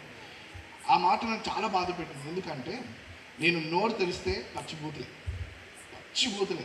నేను ఇంత స్పష్టంగా తెలుగు మాట్లాడుతున్న కారణం ఏంటంటే ఇది చదవడం బట్టి ఇంత తెలుగు నేను ప్యూర్గా మాట్లాడతాను, లేకపోతే నాకు తెలుగు రాదు. నేను మాట్లాడే తెలుగు ఒకటి బూతుల, లెఫ్ట్ అండ్ రైట్ నోరు తెసి ఊతపోతే తెసి అన్ని బూతులు వచ్చేది. అలా మాట్లాడే వ్యక్తి ఇలా ఉండే ఆ బోధ విన్న తర్వాత చాలా బాధ వేసింది. అవును కదా, ఇలా ఫీల్ అవుతారేమో, ఇలా బాధపడతారేమో అని చెప్పేసి ఆ రోజు నేను సరేలే అని చెప్పేసి ఏడ్ చేశాను. ఆ రోజు తర్వాత అలా కొంచెం మందిరానికి వెళ్ళడం మొదలుపెట్టాను. నా స్నేహితులు అడిగేవాళ్ళు, ఏరా నువ్వు చర్చికి వెళ్తున్నావు అంటే, టైంపాస్కి వెళ్తున్నా, అక్కడ నా స్నేహితులు నచ్చారు, అక్కడ యూత్ ఉండేవారు అన్నమాట, బాగా యూత్ ఉంది, నాకు ఆ యవనస్తులు నచ్చారు, వారితో సావాసం చేయడానికి వెళ్తాను తప్ప ఈ దేవుడితో నాకు పని లేదు అని చెప్పి అలా వెళ్తున్నా ఒకరోజు నాకు ఒక ఫోన్ వచ్చి, నా స్నేహితురాలు ఒక అమ్మాయి ఫోన్ చేసి, నాన్నగారికి ఇట్లా క్యాన్సర్ వచ్చింది అని చెప్పి. అయితే డాక్టర్ ఏమన్నారు అంటే, ఛాన్సెస్ లేవు, 60-40 అన్నట్టు చెప్తున్నారు, ఆయన బ్రతకడం చాలా కష్టం అని చెప్పేసాను. ఆమె బాధపడడానికి నేను బాధపడ్డాను. ఎందుకంటే ఆయన పెద్ద దిక్కు, ఆయన చనిపోతే కుటుంబం రోడ్డు మీదకి వస్తే ఇవన్నీ బాధపడుతున్నప్పుడు నా స్నేహితుడు వచ్చాడు. అతను ఏమన్నాడంటే, ఏమైందో ఇలా ఉన్నావు అంటే చెప్పేది అంత స్టోరీ చెప్తే అతను అన్నాడు, ప్రార్థన చేద్దాం రా అన్నాడు. నాకు ఎంత కోపం వచ్చిందంటే, నేను బాధ చెప్తుంటే నువ్వేమనాలా, ఏం కాలేరా ఏదో మెడిసిన్స్ వాడితే అయిపోతుందా అని చెప్పకనంటే ఆయన ఏమంటున్నాడు, ప్రార్థన చేద్దాం రా అన్నాడు. నేను అన్నా నాకు ప్రార్థన రాదు, నేను ప్రార్థన చేయనంటే ఆ వ్యక్తి ఒక మాట అన్నాడు, అరే ప్రార్థన అంటే ఏం లేదురా, నువ్వు శ్లోకాలు పొద్దున్నేసి పూజలు చేస్తే అలాంటివి కాదు, నువ్వు నాతో ఎలా మాట్లాడుతున్నావు ప్రభుత్వం అలా మాట్లాడు, దేవుడు వింటాడు అన్నాడు. అయితే నేను అన్నా, అరే కనిపించిన దేవుడితో ఎలా మాట్లాడతాము, చాలా ఫూలిష్ కనిపిస్తుంది, చాలా వెరితనంగా అనిపిస్తుంది. ఇంతమంది బ్రదర్ అన్నారు కదా, దేవుడు లేడు అనే వారు ఏమవుతారంట బుద్ధిహీనుడు. నేను మొదటి వ్యక్తిని అనుకుంటా, ఎప్పుడు కూడా బుద్ధిహీనుడే అనుకుంటా. అలా అనుకున్న వ్యక్తిని సరే అని చెప్పి నేను అన్నా, సరే నీ కోసం చేస్తానని చెప్పి ప్రార్థన చేస్తే నేను అన్నా, నువ్వు ఎవరో నాకు తెలియదు, నా భాష కూడా చెప్తాను, నువ్వు ఎవడో నాకు తెలియదు, ఎవడో అంటే రెస్పెక్ట్ లేకుండా అన్నా, నువ్వు ఎవడో నాకు తెలీదు, నా స్నేహితుడు చెప్పాడు కాబట్టి నేను ప్రార్థన చేస్తున్నా, నువ్వు దేవుడు అయితే చేసి చూపించు, కాదనుకో నా దగ్గర నాకు అంత టైం లేదు, ఎందుకంటే నేను అన్నీ వెతికేసి నాకు దేవుడు లేడనే సిద్ధాంతంలో వెళ్తున్న టైంలో నాకు నువ్వు ఉంటే చూపించుకో, లేదంటే లేదని చెప్పి సరే అని చెప్పి ఆ 4 నెలలు నేను దేవునికి ఒక సమయం ఇచ్చాను, ప్రార్థన చేస్తాను. ప్రతిరోజు నేను జ్ఞాపకం చేసుకున్నాను అనమాట. ఎందుకంటే ప్రతిరోజు ఫోన్లు వస్తున్నాయి, వాళ్ళ నాన్నగారి స్థితి బాగాలేదు, చాలా దిగజారిపోతుంది, ఇవన్నీ మాట్లాడుతుంది, బాధ కలిగి నా స్నేహితుడు చెప్పి ప్రార్థన చేయడానికి ఏం చేయకుండా సార్ ప్రార్థన చేస్తున్నా. అలా 4 నెలలు గడిచింది. ప్రభుత్వం నేను చాలా సన్నిహితం అయిపోయినా. ఎలా అంటే ప్రతిరోజు ఉదయకాలం, మధ్యాహ్న కాలం, సాయంకాలం, రాత్రికాలం అంతా కూడా నేను ప్రార్థన. ఈ 4 నెలల తర్వాత నేను ఒకరోజు చర్చి నుంచి ఇంటికి వెళ్తున్నాను, నడుచుకుంటూ వెళ్తున్నప్పుడు నాకు ఒకరు తేజ అని పెట్టి పిలిచినట్టు వినిపించింది, తేజ అని. అయితే నేను అనుకున్నా నన్ను ఎవరు పిలుస్తాను, వెనక్కి తిరిగి చూస్తే ఎవరు లేదు. సరే నువ్వు విడిచిపెట్టేశాను. మళ్ళా వినిపించింది, సరే మళ్ళీ విడిచిపెట్టేశాను. 3వసారి నేను అనుకున్నా నన్ను ఎవరు పిలుస్తున్నారు, ఎవరు పిలుస్తారు అనుకున్నప్పుడు అప్పుడు ప్రభు నాతో మాట్లాడారు, నేను నజరేయుడైన యేసుని నేను పిలిచానని చెప్పి నాకు 2 నిమిషాలు నాకు ఏం అర్థం కాదు. నేను అట్లా ఒక కైండ్ ఆఫ్ కోమాలో వెళ్ళిపోయాను. ఆయన చెప్పాడు, నేను నిన్ను ఏర్పరచుకున్నాను, నేను వాడుకుంటాను, నేను ఉపయోగించుకుంటాను అని చెప్తూ ఆయన చెప్తూనే ఉన్నాను. నాకేం అర్థం కాదు, ఏమవుతుంది. ఆ సందర్భం అంతా ప్రపంచం అంతా ఆగిపోయినట్టు అనిపించింది. సరే అది అయిపోయింది, ఇంటికి వెళ్ళాను, ప్రార్థన చేసుకున్నాను, ఏం అర్థం అవ్వట్లేదు. అలా కొనసాగుతుంది. నేను దేవుడికి ఏదైతే సమయం ఇచ్చానో దానికంటే 2 నెలల ముందే ప్రభువు నా స్నేహితురాలకు తండ్రిని స్వస్థపరిచాడు. క్యాన్సర్ మొత్తం స్వస్థత అయిపోయింది. ఆయన ఇచ్చిన సాక్ష్యం ఏంటంటే, నేను పడుకున్నప్పుడు ఎవరో ఒక తెల్లటి వ్యక్తి వచ్చి నా పరుపుని ఇలా ముట్టుకున్నట్టు ఆయనకు అనిపించింది అని చెప్పాడు. అది ఎంత వాస్తవం నాకు ఆయన చెప్పాడు, మీకు చెప్తాను. అయితే రిపోర్ట్లు ఏమొచ్చాయంటే క్యాన్సర్ మొత్తం పోయిందని చెప్పి డాక్టర్తో సహా డాక్టర్లు షాక్ అయిపోయినారు. ఇది ఎలా సాధ్యమైందో నాకు తెలియదు, కానీ మీ నాన్నగారికి అయితే కంప్లీట్గా క్యాన్సర్ పోయిందని చెప్పినప్పుడు నేను చాలా షాక్ అయిపోయాను. అదేంటి, నేను ప్రార్థన చేస్తే దేవుడు వింటాడా, అంటే ఈ దేవుడు వినేవాడా, మాట్లాడే దేవుడా, స్పందించే దేవుడా అని నాకు చాలా సంతోషం వేసింది.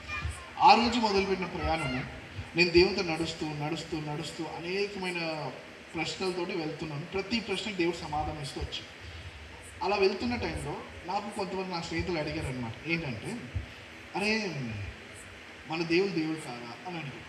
ఈ మాట అన్నప్పుడు దానికి ఆన్సర్ ఏం చెప్తాము, నేనేం చెప్పలేకపోయాను. నేను అన్నా నాకు తెలియదురా, కానీ నాకైతే యేసుప్రభు దేవుడు అనిపిస్తుంది అని అంటే, కాదురా నువ్వు ఏదో మతంలో పడిపోయావు, పిచ్చెక్కిపోయిందంటే నేను అన్నా లేదురా నిజంగానే మాట్లాడతాను, నిజంగానే అద్భుతం చేస్తాను చెప్పి సాక్ష్యం ఇచ్చాను. తర్వాత అప్పుడు నేను మొదలుపెట్టాను ఏంటంటే, నా గ్రంథాల్లో అసలు ఏముంది అని వెతకడం మొదలుపెట్టాను. అలా వెతుకుతూ నేను కొన్ని విషయాలు నేర్చుకున్నాను. ఏంటంటే ఈ అహం యజ్ఞమైన మాట కానీ, లేకపోతే ఒక కన్యకి అని పుట్టాలి అని సామవేదాలు ఉండడం కానీ, ఇట్లా కొన్ని వచనాలు నాకు తగిలినప్పుడు ఆశ్చర్యపోయాను. అంటే దేవుడి నుంచి ప్రతి గ్రంథం ఎక్కడొక్కడ మూలన ఉంటుందా అని నాకు అనిపించింది.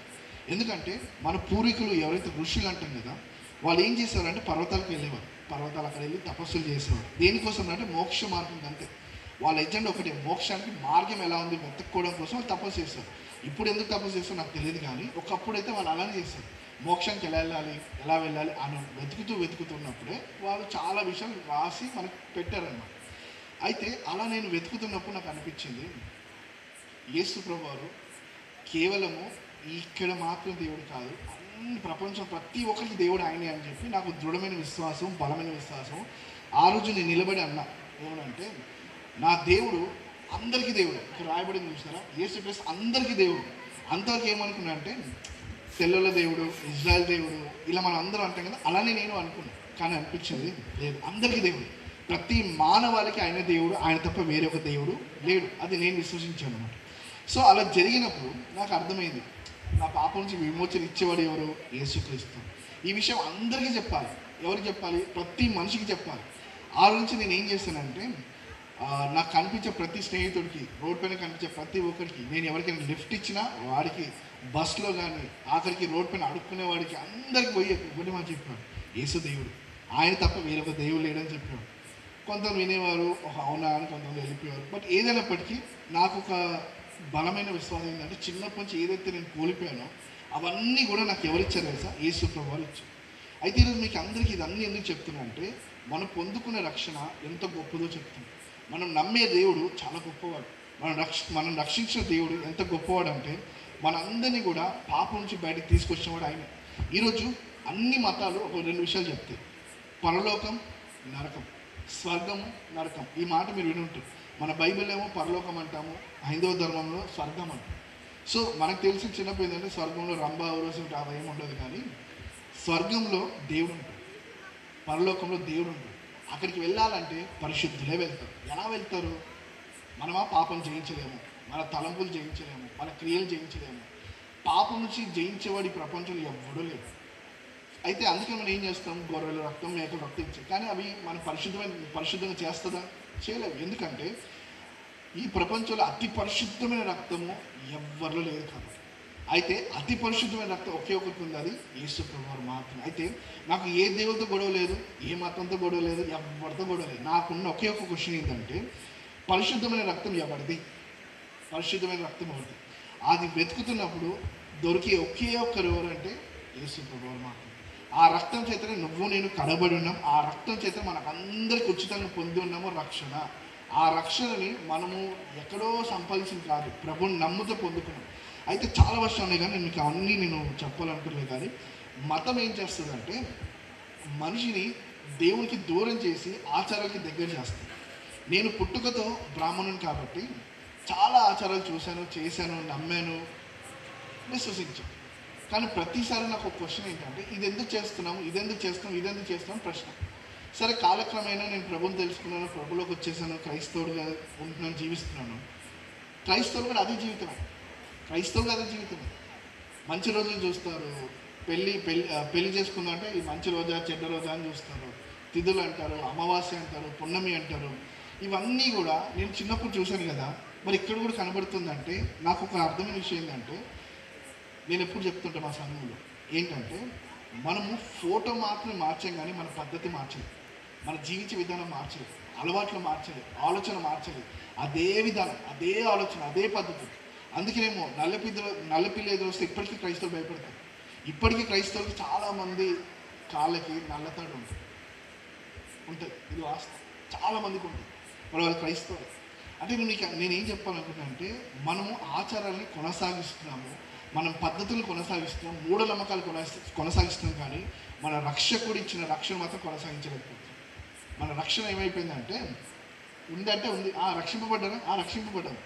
ఏంటండి అంటే, మేము పలానా డినామినేషన్ అండి, పలానా పాస్టర్ గారి కింద ఉన్నాం. ఒకటే చెప్తాం, ఏ పాస్టర్ గారు కానీ ఏ డినామినేషన్ కానీ పరలోకానికి తీసుకెళ్ళదు.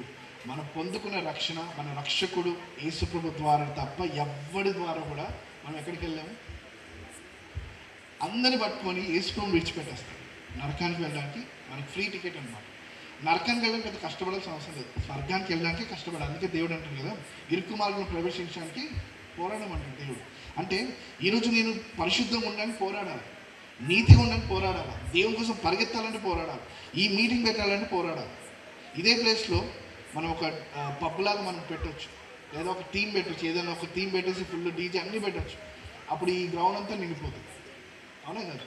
కానీ అదే సువార్త చేద్దాం రండి అంటే ఎవ్వరు రారు. మనకి ఒక మేబీ 12 సంవత్సరాల నుంచి అనుకుంటే ఒక సిస్టమ్ స్టార్ట్ అయ్యింది. మేబీ ఎవరైనా దానికి ఫ్యాన్స్ ఉంటే నేను ఏం చేయలేను, మీరు ఫీల్ అయినా పర్లేదు, వాక్యమే. రన్ ఫర్ జీసస్ అనే ఒక కాన్సెప్ట్ వచ్చింది. మీరు ఎంతమంది పరిగెత్తారో నాకు తెలియదు, కానీ ఆ రన్ ఫర్ జీసస్ అనే కాన్సెప్ట్లో ప్రతి ఒక్కరు యవనస్తులు పరిగెడతారు. ప్రతి ఒక్క యవనస్తులు పరిగెడతారు. పరిగెత్తడం నాకు ప్రాబ్లం లేదు, కానీ ఆ పరిగెత్తిన ఏ వ్యక్తి కూడా సంఘంలో కనపడదు. ఆ పరిగెత్తి ఏ వ్యక్తి కూడా సువార్త ప్రకటించు. పరిగెత్తి ఏ వ్యక్తి కూడా క్రీస్తుని ఆరాధించే వ్యక్తి లేడు. మరి ఎందుకు పరిగెడుతున్నారు అంటే రీల్స్, ఇన్స్టాగ్రామ్ రీల్స్. మేము క్రీస్తు కోసం పరిగెడతాం. రన్ ఫర్ జీసస్ మేము మీద ఉద్యమాలు చేస్తాం. దేవుడు ఉద్యమాలు చేయమని చెప్పలేదు, ఆయనకు సాక్ష్యం నిలబడమని చెప్పాడు. ఈరోజు దేవుడు నన్ను అడుగుతున్న ప్రశ్న ఏంటంటే, నీ రక్షణ ఉందా? నీకు రక్షణ కొనసాగిస్తామని అంటున్నాడు దేవుడు. మనం అందరూ రక్షణ పొందుకున్నాం, అది మూలకల్లో పెట్టామండి. కానీ ఎంతమంది కొనసాగిస్తున్నారు, ఎంతమంది ఆ రక్షణ పొందుకున్న తర్వాత దాని ఫలాన్ని బయటికి తీసుకొస్తున్నారు అనేది మనం ఆలోచించాలి. అయితే కొన్ని వర్షాలు చూద్దాం, దాని తర్వాత మనం ముందుకు వెళ్దాం. రోమిల రాష్ట్ర పత్రిక అసలు అపోస్తల కార్యం 16వ అధ్యాయము 30 నుంచి 31. అపోస్తల కార్యాలు 16వ అధ్యాయము 30 నుంచి 31.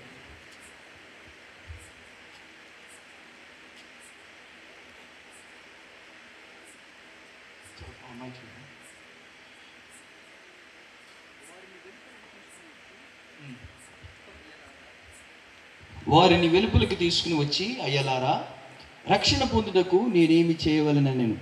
అందుకు వారు, ప్రభు అయిన యేసునందు విశ్వాసముంచుము, అప్పుడు నీవును నీ ఇంటి వారును రక్షణ పొందుదురని చెప్పి అతనికిని అతని ఇంటినున్న వారందరికీ దేవుని వాక్యము బోధించిరి. రక్షింపబడాలంటే నేను ఏం చేయాలా? దొంగలు మునగాల, దాన ధర్మం చేయాలా? లేకపోతే మీరు వినుంటారు, కృష్ణారావు గారు కానీ అట్లా వెళ్ళినప్పుడు మనం డబ్బులు అలా వేస్తే మంచి జరుగుతుంది. అది ఎవరు తీసుకొచ్చారో నాకైతే తెలియదు, కానీ బైబిల్ అయితే ఒకటే చెప్తుంది. నేను పరలోకం పోవాలంటే ఏం చేయాలా? మనం పాస్టర్ గారు అయితే నరకం పోతే ఏం చేయాలో చెప్పారు. అది చాలా ఇంపార్టెంట్. పరలోకం పోవాలంటే ఏం చేయాలా? ప్రభుని నమ్మితే చాలు. ప్రభుని నమ్మి ఆయన వాక్యాన్ని గాయకుంటే చాలు. అంటే ఎవడు పర్ఫెక్ట్ అని దేవుడు అనట్లేదు, కానీ నువ్వు పర్ఫెక్ట్ అవ్వాలంటే నా వాక్యం పట్టు. ఈరోజు మనం సోషల్ మీడియాని పట్టుకున్నాము, మన ఇన్స్టాగ్రామ్, స్నాప్చాట్, వాట్ ఇవన్నీ పట్టుకున్నాం, కానీ బైబిల్ పట్టుకోవడానికి చాలామంది బతకరు. నేను అప్పుడప్పుడు అడుగుతాను అనమాట మా ఎవరొస్తుంది, బైబిల్ చదివారా అంటే లేదు. కానీ స్నాప్చాట్లో స్ట్రీక్ పెట్టారా? మీకు తెలిస్తే ఓకే. స్నాప్చాట్లో స్ట్రీక్ పెట్టారా అంటే పెట్టారు. ప్రతిరోజు ఒక స్ట్రీక్ ఉండాలి, ప్రతిరోజు ఇన్స్టాగ్రామ్ ఉండాలి, ప్రతిరోజు వాట్సాప్లో స్టేటస్ ఉండాలి, కానీ వాక్యం చదవా? లేదు.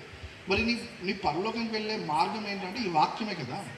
ఇప్పుడు మీరు ట్రెజరీ హంట్ అని ఒకటి ఉంటుంది. అంటే ఈ ట్రెజరీ హంట్ అంటే ఏంటంటే ఎక్కడో ఒక నిధిని దాచిపెడతారు, దానికంటే ఒక మ్యాప్ ఇస్తారనమాట. ఆ మ్యాప్ను ఫాలో అవుతూ వెళ్ళి ఆ ధనాన్ని మనం తెచ్చుకోవాలి. పరలోకానికి ఎలా వెళ్ళాలి అంటే యేసు ప్రభు మార్గం. యేసు ప్రభువుని ఎలా తెలుసుకోవాలంటే వాక్యం చదివితే అర్థమవుతుంది. మనుషుల చదివితే కాదు, వాక్యం చదివితేనే అర్థమవుతుంది.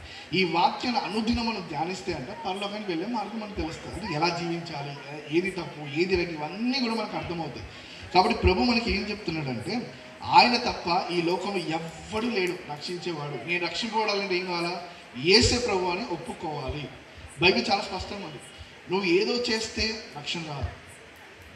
డబ్బు మొత్తం తీసుకెళ్ళి సేవ పడేస్తా, ఆ పాస్టర్కి నా ఆస్తి అంతా అమ్మేసి ఇచ్చేస్తా, రక్షణ వస్తుందా?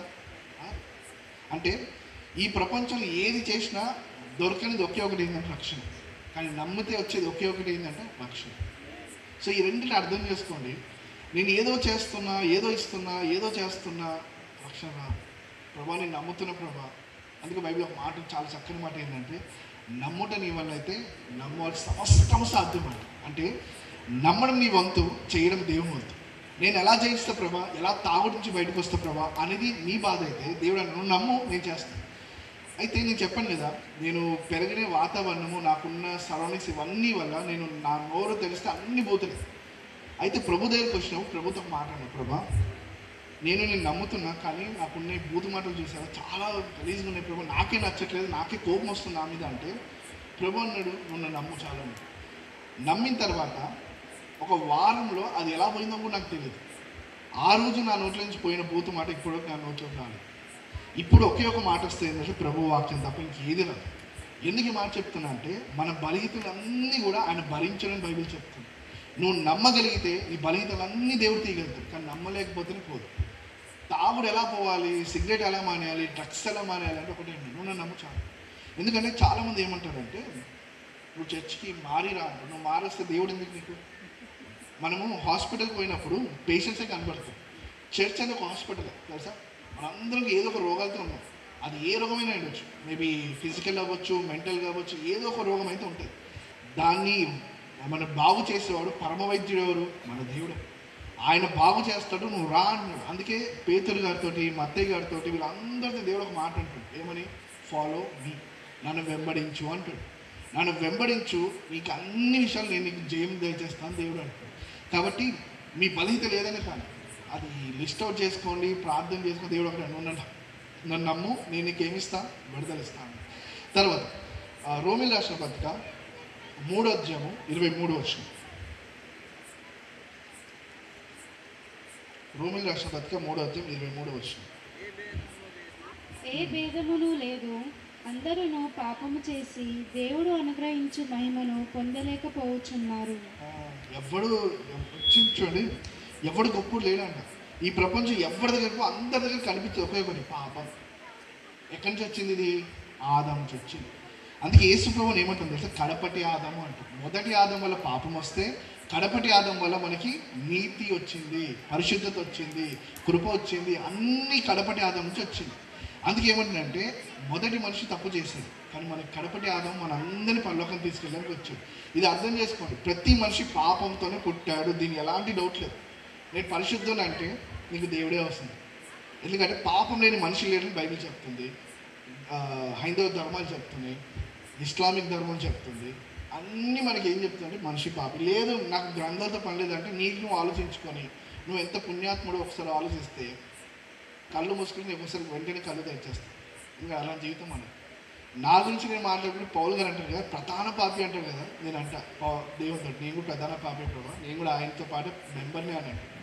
ఎందుకంటే ఈ ఘోర పాపం చేసిన నన్ను దేవుడు కృప చూపించి నిలబెట్టాడంటే అది ఆయన కృప మాత్రమే. అందుకే మొదట బైబిల్ ఏమిటంటే, మొదట నువ్వు పాపిని ఒప్పుకోవాలంట. మనిషికి దేవుడు ఎప్పుడు దగ్గర అవుతాడంటే, నేను బలహీనుని, నేను ఒక పాపిని నేను అర్థం చేసుకుని దేవుడి దగ్గర అవుతాను. నాకు ఏ ప్రాబ్లం లేని అన్నాడు, హాస్పిటల్కి వెళ్తాడా? వెళ్ళనే అన్నాడు. కానీ సడన్గా పోతుంది. ఏమైందంటే ముదిరిపోయింది, క్యాన్సర్ 4th స్టేజ్ వచ్చింది, ముదిరిపోయింది. మరి ఆ వ్యక్తికి తెలియదా అంటే పట్టించుకోలేము. మనిషి పట్టించుకునే ఒకే ఒకటి ఏంటంటే రక్షణ. మనం పట్టించుకోవట్లేదు, అది మనకు ఉన్న ప్రాబ్లం. మనకు ఏం కావాలంటే, నేను చదువు కంప్లీట్ చేసినా, ఒక ఉద్యోగం సంపాదించినా, ఒక కారు కొన్నానా, ఇల్లు కొన్నానా, మంచి వివాహం చేసుకున్న పిల్లలు ఉన్నారా, ఇవి మనం ఆలోచిస్తాం తప్ప, నేను చనిపోయిన తర్వాత ఎక్కడికి వెళ్తాను, ఎక్కడ జీవిస్తాను? మనిషి శరీరానికి చావు ఉంది కానీ ఆత్మకు చావలేదు, అది గుర్తుపెట్టుకోండి. మనిషికి ఇప్పుడు నేను మాట్లాడగలుగుతున్నా అంటే నేనేదో మాట్లాడగలుగుతున్నాను, నాకు తెలుగు వచ్చు, మీకు వినడానికి వచ్చు, దీనికి కాదు. కానీ నాలో ఉన్న ఆత్మ నన్ను బ్రతికింప చేస్తాను. ఈ ఆత్మ శరీరాన్ని విడిచిపెట్టిపోతే ఈ శరీరం దేని పనికిరాదు. అప్పుడు నన్ను పేరు పెట్టి పిల్లలు ఎవరు ఏమన్నట్టు తెలుసా? శవం వచ్చిందా, శవం తగలబెట్టేశారా, శవం పాత పెట్టేశారా అంటారు. అంటే ఈ శవానికి విలువ ఎప్పుడు? నేను ఉన్నప్పుడు, ఆత్మ ఉన్నప్పుడు. ఈ ఆత్మకి చావు లేదు, అది గుర్తుపెట్టుకోండి. ఆత్మ స్వర్గానికైనా వెళ్ళాలి, లేదా నరకానికైనా వెళ్ళాలి. మనకి ఇంతకు మించి 3 ఆప్షన్ లేదు, 2 ఆప్షన్. అది ఎవరు చూస్ చేసుకోవాలా? మనమే. దేవుడు మనకి ఓపెన్ చాయిస్ ఇచ్చాడు అనమాట. నీకు రక్షణ కావాలా, నన్ను వెంబడించు. నాకు రక్షణ వద్దు ప్రభా, ఇంతకుముందు అన్నట్టుగా హెల్లో నేను డ్యాన్స్ చేస్తా అంటే చేసుకో. అక్కడ ఒక మాట ఉంటుంది, అగ్ని ఆరదు పురుగు చావదంట. అగ్ని ఆరదు అంటే దాన్ని ఎవ్వరు ఆర్పలేడంట. బాధ, దుఃఖము, వేదన ఉంటుంది. కానీ పరలోక రాజ్యం ఏమిటంట? బాధ ఉండదు, దుఃఖం ఉండదు, కన్నీళ్ళు ఉండదు, ఏది ఉండదంట. నిత్యం ఆనందము, సంతోషము దేవునితో నివసించే రోజు అంటారు. ఆ కాలానికి లేకపోతే ఆ రాజ్యానికి వెళ్ళడానికి ఈ లోకంలో మనం జీవించాలి. ఎలా జీవించాలి? నేను 20 సంవత్సరాలు క్రైస్తవునయ్యాను, మా సంఘానికి వెళ్తే కాదు, సాక్షిగా జీవించాలి. ఎలా? సాక్షిగా. నీ సాక్ష్యము చాలా ఇంపార్టెంట్. నీవు చనిపోయిన తర్వాత నీ సాక్ష్యం జనాలు మాట్లాడుకోవాలి. ఏమనంటే పలానా బ్రదర్, పలానా సిస్టర్ దేవుని కోసం బలంగా నిలబడ్డారు, మనం కూడా అలా నిలబడాలి అని మన గురించి మాట్లాడుకోవాలి. ఈరోజు అపోస్తలుడైన పౌలు గారు, పేతురు గారి గురించి, వీళ్ళందరి గురించి మాట్లాడమంటే వాళ్ళు అపోస్తలు కదండి అందుకే మాట్లాడు కాదు, వాళ్ళ సాక్ష్య జీవితమే వారు ఈరోజు మనం మాట్లాడుకునేలా చేస్తున్నారు. మన గురించి జనాలు మాట్లాడుతారు. ఎలా మాట్లాడుకోవాలా? ప్రభు మన పట్ల చూపించిన కృప, మనం నడిపించిన విధానం, మనం ఆయన కోసం జీవించిన విధానము మాట్లాడుకోవాలి. ఇది గుర్తుపెట్టుకోవాలి. తర్వాత 2 కొరింథీయుల రాసిన పత్రిక 5వ అధ్యాయము 20వ వచనం.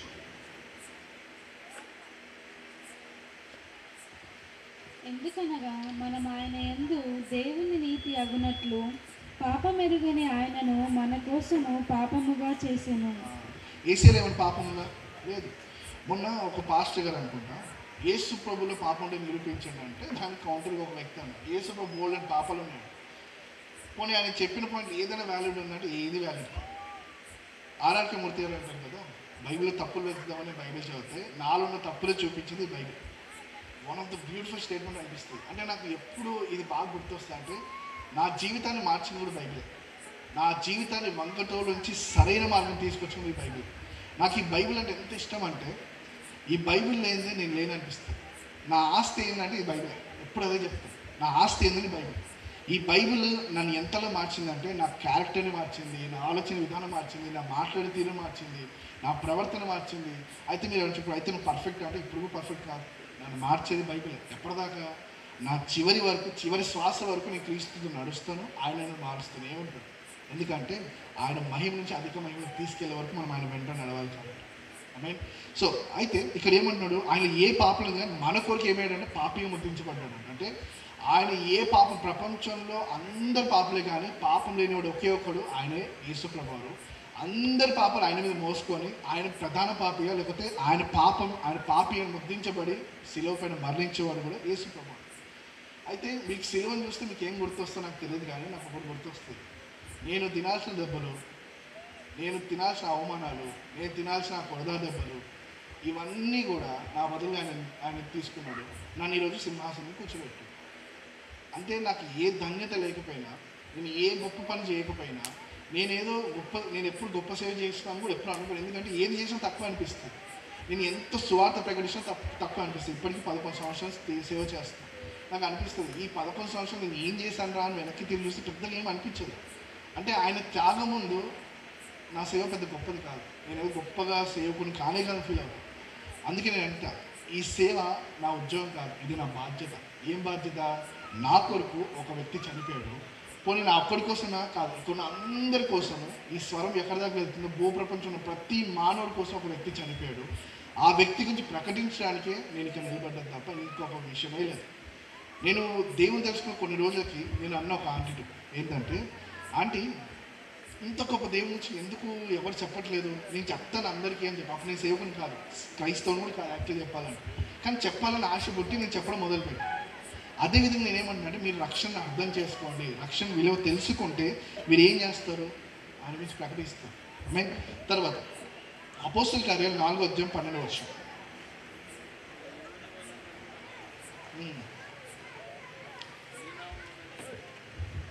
మరి ఎవని వలన రక్షణ కలగదు? ఈ నామముననే మనము రక్షణ పొందవలను గాని ఆకాశము కింద మనుషులలో ఇయ్యబడని మరి ఏ నామమును రక్షణ పొందలేము అనెను. గుర్తుపెట్టుకోండి, నా భార్య నన్ను కాపాడలేదు, నా డాక్టర్స్ కాపాడలేదు, ఈ వ్యవస్థను కాపాడలేదు, నా సేవకుడు కూడా నన్ను కాపాడలేదు. నన్ను కాపాడే ఒకే ఒక వ్యక్తి యేసు ప్రభువు. ఒక మాట ఏంటంటే, నా రక్షణ నా సాక్ష్యం. నా రక్షణ నా సాక్ష్యం అంటే నీ రక్షణ సాక్ష్యం పలకకపోతే అది చాలా డేంజర్. ఓకే, అయితే నేను తొందరగా ముగిస్తాను, వర్షం పడలేము, బట్ స్టిల్ మనం ముందుకు వెళ్దాం. అయితే చిన్నప్పటి నుంచి నేను ఒకటి అనుకున్నాను అనమాట. అంటే నేను క్రిస్టియానిటీ ఎందుకు ద్వేషించాను అనడానికి మొదటిగా ఏంటంటే, ఇది ఎడారి మతం అని అంటారు కదా. అంటే బ్రిటిషర్స్ తీసుకొచ్చారు భారతదేశానికి. బ్రిటిషర్స్ అనేవారు తీసుకురావడంతో మనకి క్రిస్టియానిటీ అనే మహమ్మారి మన దేశానికి పట్టింది అనుకున్నాను నేను కూడా. తెల్లదొరల మతం ఇది, మన మతం కాదు అనుకునేవారు. అయితే తర్వాత మనకు తెలిసింది ఏంటంటే, అందరికి తెలిసింది, భారతదేశానికి మొట్టమొదటి సువార్త తీసుకొచ్చింది ఎవరు? తోమా గారు. ఎప్పుడు తీసుకొచ్చారు? 52 సంవత్సరం తీసుకొచ్చారు.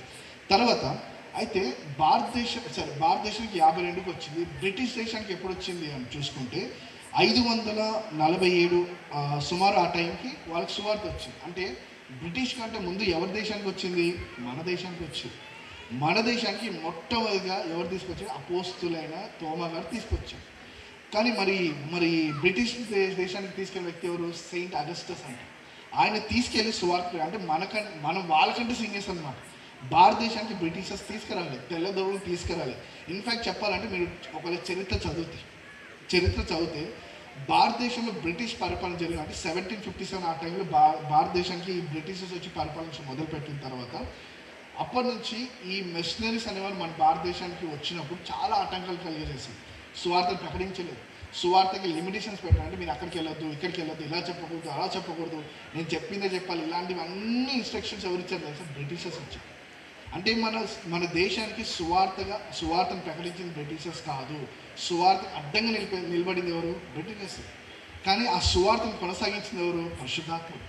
ఎలా అనేక మంది మిషనరీస్ వచ్చారు, విలియం కేరీ గారు అవ్వచ్చు, లేకపోతే అనేక మంది సేవకులు మన భారతదేశానికి వచ్చి మన భారతదేశానికి ఈరోజు సువార్త బలంగా నాటబడిందంటే చాలామంది వచ్చారు. అయితే అందుకే ఏమంటే ఈ మన దేశానికి తెల్లోళ్ళు తీసుకురాలేదు. ఈ యొక్క అపోహ నుంచి బయటపడితే మన సువార్త దేవుడు సంకల్పంతో వచ్చాడు. ఒక పుస్తకం ఉందండి, అది మీరు గూగుల్లో చూస్తే దొరుకుతుంది. యాక్ట్స్ ఆఫ్ థామస్ అని ఉంటుంది. అంటే అపోస్తులైన తోమా గారు యొక్క క్రియలు భారతదేశంలో ఏం చేశారని ఒక పుస్తకం ఉంటుంది. ఆ పుస్తకంలో ఉంటుంది ఏంటంటే ఆయన మొత్తం ఈ అపోస్తులందరూ ఎప్పుడు ప్రభువైన యేసుక్రీస్తు వచ్చి పరిశుద్ధాత్మ ఇవంతా అయిపోయిన తర్వాత వాళ్ళందరూ కూడా ప్రపంచంలో అన్ని కాంటినెంట్స్ ఇవన్నీ కూర్చొని రాసుకున్నారట. అయితే వాళ్ళకున్న అలవాటు ఏంటంటే చిట్లు వేస్తారు. బైబిల్లో కూడా ఉంది, చిట్లు వేసి ఎవరెవరు ఎక్కడికి వెళ్ళాలని రాసుకుంటారు. అయితే తోమా గారికి ఒక సహోదరుడు ఉంది, అది ఆయన పేరు ఏంటంటే జూదాస్ థామస్ అంట. ఆయన ట్విన్ బ్రదర్ అంట. అయితే చిట్టిలో ఆయన పేరు వస్తే నేను వెళ్ళను అంటే, సరే తోమా గారు భారతదేశానికి వస్తాను డిసైడ్ అయ్యారు. అంటే ఆయన రానని ప్రభుని యేసుక్రీస్తు పంపించారు. వచ్చినప్పుడు అప్పుడు కాలంలో ఒక రాజు ఉన్నాడు, ఆయన పేరు ఏంటంటే గుండా ఫోరస్ అని ఒక రాజు ఉన్నాడు. కాబట్టి మీరు వెళ్ళి చూడండి. ఆ టైంలో ఆయన ఇప్పుడు మనకి నోట్ల పైన మహాత్మా గాంధీ గారు చిహ్నం ఏదైతుందో అలానే ఆ టైంలో ఆ కాయిన్స్ పైన ఆ రాజు ఒక చక్రవర్తి ఒక ముద్ర ఉండేది. మొత్తం ఒక corner of the part of the ఇండియాని ఆయన పరిపాలించాడు అనమాట. ఆయన మొట్టమొదటిగా తోమా గారు ఒక సువార్త విని ఆయన చేసిన ఒక బోధన వల్ల, ఆయన చేసిన ఒక మిరాకిల్ వల్ల ఆయన ప్రభుని తెలుసుకొని మొట్టమొదటి క్రైస్తవుడు ఆయన రాజుగా ఉన్నాడు. అంటే రాజు మారాడు ఆయన. అంటే భారతదేశానికి ఎవడో ఏదో ఇస్తే మారలేదండి, భారతదేశం ఒక రాజు మారాడండి. ఎలా రాజులకి మనం బియ్యం ఇస్తే మారుతుందా? అంటే ఎందుకు చెప్తున్నా అంటే ఇప్పుడు బయట ఎక్కడ పోయినా ఒక మాట వినబడుతుంది, ఈ క్రైస్తవులు డబ్బులు ఇచ్చి మార్చేస్తున్నారు, మత మార్పులు చేస్తున్నారు. నేనంట ఒక వ్యక్తిని బలవంతం ఇక్కడ కూర్చోబెట్టలేము, మతం ఎలా మార్చగలుగుతాం? మార్చలేదు. ఒకటి గుర్తుపెట్టుకోండి, క్రైస్తవులకి మతం లేదు, కులం లేదు, ప్రాంతీయ భేదం లేదు. మన అందరి రాజ్యం ఒకే ఒక రాజ్యం, అదే దేవుని రాజ్యం. పరలోక రాజ్యమే మన రాజ్యం. మన కులం ఏంటంటే ఒకటి దేవుని కులం. దేవుని కులం ఏంటంటే అందరూ సమానమే. అందుకే క్రైస్తవులు వచ్చిన తర్వాత ఏ కులం గురించి మాట్లాడకూడదు, ఏ మతం గురించి మాట్లాడకూడదు, మనం అందరూ ఒకటే మాట్లాడి ప్రభు గురించి మాత్రం మాట్లాడదు తప్ప ఏ టాపిక్ లేదు మనకి. అనుకునే ఒక టాపిక్ మీరు ఏంటండి అంటే మేము యేసు ప్రభు బిడ్డలమని అన్నాను, అంత మంచి లేదు. కానీ మన దైత్యం ఏంటంటే అంటే జనరల్గా నేను చాలామంది కలుస్తున్నప్పుడు మొదటి ప్రశ్న అడిగేది ఏంటంటే మీరు ఏ డినామినేషన్ అని అడుగుతారు, మీరు ఏ డినామినేషన్. అయితే నేను యేసు ప్రభుకు డినామినేషన్ అని వాళ్ళకి అర్థం కాదు. ఎందుకంటే మన క్రిస్టియన్ అలవాటు పడిపోయింది, డినామినేషన్స్ ఇది అలవాటు అయిపోయింది. మనం వీటిని దాటితే దేవుడు కనబడుతుంది, ఇది దాటితే దేవుడు అర్థమవుతుంది. మనం అందరం మతంలో వెళ్ళిపోతున్నాము అని నా బాధ. మతంలో కూరుకుపోతున్నాం, ఇలా చేయాలి, ఇలా చేస్తాను, ఇలా అవుతాను, ఇలా కాదు. దేవుడు మనకి ఇచ్చిన స్వాతంత్రము, ఆ స్వాతంత్రం దేవుని రాజ్యం ప్రకటించడానికి వాడుకోవాలి. కానీ ఇప్పుడు మా ప్రాంతంలో ఇక్కడ మీటింగ్ పెట్టాలనుకోండి, సగం పాస్టర్లకి నచ్చదు, సగం పాస్టర్కి నచ్చదు, రారంటారు. ఎందుకు? నువ్వు చెప్తే నేనేం రావడం అంటే నాకు అనిపిస్తుంది నేనేమైనా నా గురించి నేను చెప్తున్నాను, లేదు ఎవరి గురించి అని అందరి ప్రభు దేవుడు. నాకు అందుకే ఇక్కడ బాగా నచ్చింది ఏంటంటే కొన్ని పాస్టర్లు అందరూ కలిసేసి ఈ యొక్క సభ పెట్టారంటే దేవునికి స్తోత్రం. మన సంఘాలు ఏదైనప్పటికీ మనందరి ఉద్దేశాలు ఒకటే, దేవుని రాజ్యం కట్టబడాలి, ఆ రాజ్యం మన అందరం కూడా చేయాలి. ఆమె చూడండి. సో మన భారతదేశానికి బ్రిటిషర్స్ వచ్చినప్పటికీ వాళ్ళు ఆటంకపరచలేదు, కానీ సువార్త ప్రకటించడానికి అడ్డంగా నిలబడ్డారు, అది గుర్తుపెట్టుకోండి. అందుకే బ్రిటిషర్స్ ఏదో చేశారు, బ్రిటిషర్స్ ఏం చేశారు, వాళ్ళు ఏం చేయలేదు. వాళ్ళు చేసి ఉంటే నిజంగా బాగుండదు. నేను అప్పుడప్పుడు అదే అనుకుంటాను, ఈ తెల్లదొరలకి సువార్త తెలుసు కానీ ఆయన చేయలేదు. ఇలానే క్రైస్తవులు కూడా ఉన్నారు, క్రైస్తవులు అందరికీ సువార్త తెలుసు కానీ ఎంతమంది సువార్త చెప్తున్నారు చెప్పట్లేదు. అంటే ఒక యాంగిల్ చెప్పాలంటే సువార్త చెప్పిన క్రైస్తవుడు బ్రిటిషర్స్ ఒకటే. బాధపడిన పర్లేదు, ఇది వాస్తవం. ఎందుకంటే సువార్త ప్రకటించని క్రైస్తవులు ఉంటే అది వేస్ట్. ఎందుకంటే దేవుడు అంటాడు కదా, సర్వలోకానికి వెళ్ళండి, సర్వసృష్టికి వెళ్ళండి, అందరికీ సువార్త ప్రకటించి అందరిని ఏం చేయమన్నాడు? నా శిష్యులుగా చేయమన్నాడు. అంటే ఇప్పుడు నేను మీకు వచ్చి సువార్త చెప్పాను, సరే మీకు ఆల్రెడీ క్రీస్తు చేశాను, క్రీస్తు తెలియని వ్యక్తి నేను సువార్త చేస్తాను. ఆ వ్యక్తి ఏమన్నాడంటే ఓకే యేసు ప్రభు దేవుడా, అవును దేవుడు, నేను ఒప్పుకున్నాను, బాప్తిజం తీసుకున్నాను, గుడ్. తర్వాత నేను ఏం చేయాలా? నేను యేసుని తెలుసుకొని యేసు గురించి జ్ఞానం సంపాదించి నేను వెళ్ళి సువార్త చేయాలి. కానీ మనం ఏం చేస్తున్నాం? కుర్చీలకు అతుక్కుంటాం. మా హైదరాబాద్ బోర్డు అంటున్నారు కుర్చీలకు అతిపోయారు కొన్ని సంవత్సరాల నుంచి. వాళ్ళకి ఎంత చెప్పినా మనం చేయం, మా పాస్టర్ గారే చేస్తాం. సేవ పాస్టర్ గారిది మాత్రమే కాదండి, సేవ మనందరం కలిస్తేనే రాజ్యం అంటాం. కానీ ఒక్క సేవకు తప్పు అన్నారు. అది అర్థం చేసుకుంటే ప్రతి ఒక్కరు మీ సంఘాల్లో మీ బలమైన ఒక ఇన్స్ట్రుమెంట్గా వాడబడతారు. అనేకులకు సువార్త చెప్పి సంఘానికి నడిపిస్తారు, దేవుని రాజ్యాన్ని చేస్తారు. అప్పుడు దేవుడు మీకు ప్రతిఫలం ఇస్తారు. గుర్తుపెట్టుకో, అప్పుడు ఒక సంఘాన్ని నడిపిస్తా, నాకేమొస్తుంది, మా పాస్టర్ గారి దర్శన భాగాలు వస్తాయంటే పరలోకం దానికడి రెట్టింపు ఘనత దేవుడు ఇస్తాడంట, రెట్టింపు ధననిధి ఇస్తాడంట. అది గుర్తుపెట్టుకోండి. ఈ లోకంలో బైబిల్ అంటే మీరు ఏమి చేసినా కూడా ప్రభు కోసమే చెయ్యండి, సంఘాల కోసం కాదు, పాస్టర్ కోసం కాదు. మీ రక్షణ చాలా గొప్పది. ప్రపంచంలో దేనికి లేనంత విలువ మీ రక్షణకు ఉంది. ఎందుకంటే ఆ రక్షణ ఇవ్వడానికి ప్రభువు తన రక్తాన్ని చెందించాడు. మీకోసం నేను మహా అంటే ఇంకో గంట సేపు, ఇంకో 2 గంటలు, 3 గంటలు సువార్త చెప్పగలుగుతా. కానీ నా ప్రాణం ఏమంటే ఇవ్వను, అస్సలు ఇవ్వను. ఎందుకంటే నా ప్రాణం నాదే. నేను నా భార్యకు నేను ఇవ్వను. కానీ నా ప్రభు మాత్రం అందరికీ ఇచ్చాడంట, ఉచితంగా ఇచ్చాడంట. నేనే యేసు ఎన్నిసార్లు తిట్టాను. నేను అన్నా, ప్రభు నేను ఇంత తిట్టినా కూడా నువ్వు నా కోసం రక్తం కార్చావంటే నేనే కార్చాను. ఎందుకంటే నువ్వంటే నాకు ఇష్టం. ఒక మాట ఉంటుంది చూసావు, జనరల్గా మనుషులు నేను ప్రేమిస్తున్నా అంటే అదంతా అబద్ధమే. కానీ దేవుడు అంట తన క్రియ చేసి నా ప్రేమ ఎంత గొప్పదో తెలుసా, సిలువను చూడ నీకు అర్థమవుతుంది. ప్రేమకి డెఫినేషన్ క్రాస్ అయింది. ప్రేమకి హార్ట్ షేపు, కొరియన్ సింబల్ ఇవన్నీ పనికిరాని. ప్రేమకి సిలువ, ఆయన రక్తం కార్చిన విధానం నీకు అర్థమైతే ప్రాణం పోయిన పర్లేదు నీ క్రీస్తు మాత్రం విడిచిపెట్టని నిలబడదు. నేను అప్పుడప్పుడు అనుకున్నా, ఇంతమంది హతసాక్షులు ఎలా అయ్యారు, రీసెంట్గా ప్రవీణ్ పడాలి గారు అవ్వచ్చు, లేకపోతే చాలామంది అపోస్తులు అవ్వచ్చు, వీళ్ళందరూ ఎలా చనిపోయారంటే అనిపించేది, దేవుని అంత ప్రేమించారా? నేను అనుకుంటా, ప్రభు నేను అంత ప్రేమించగలుగుతానా?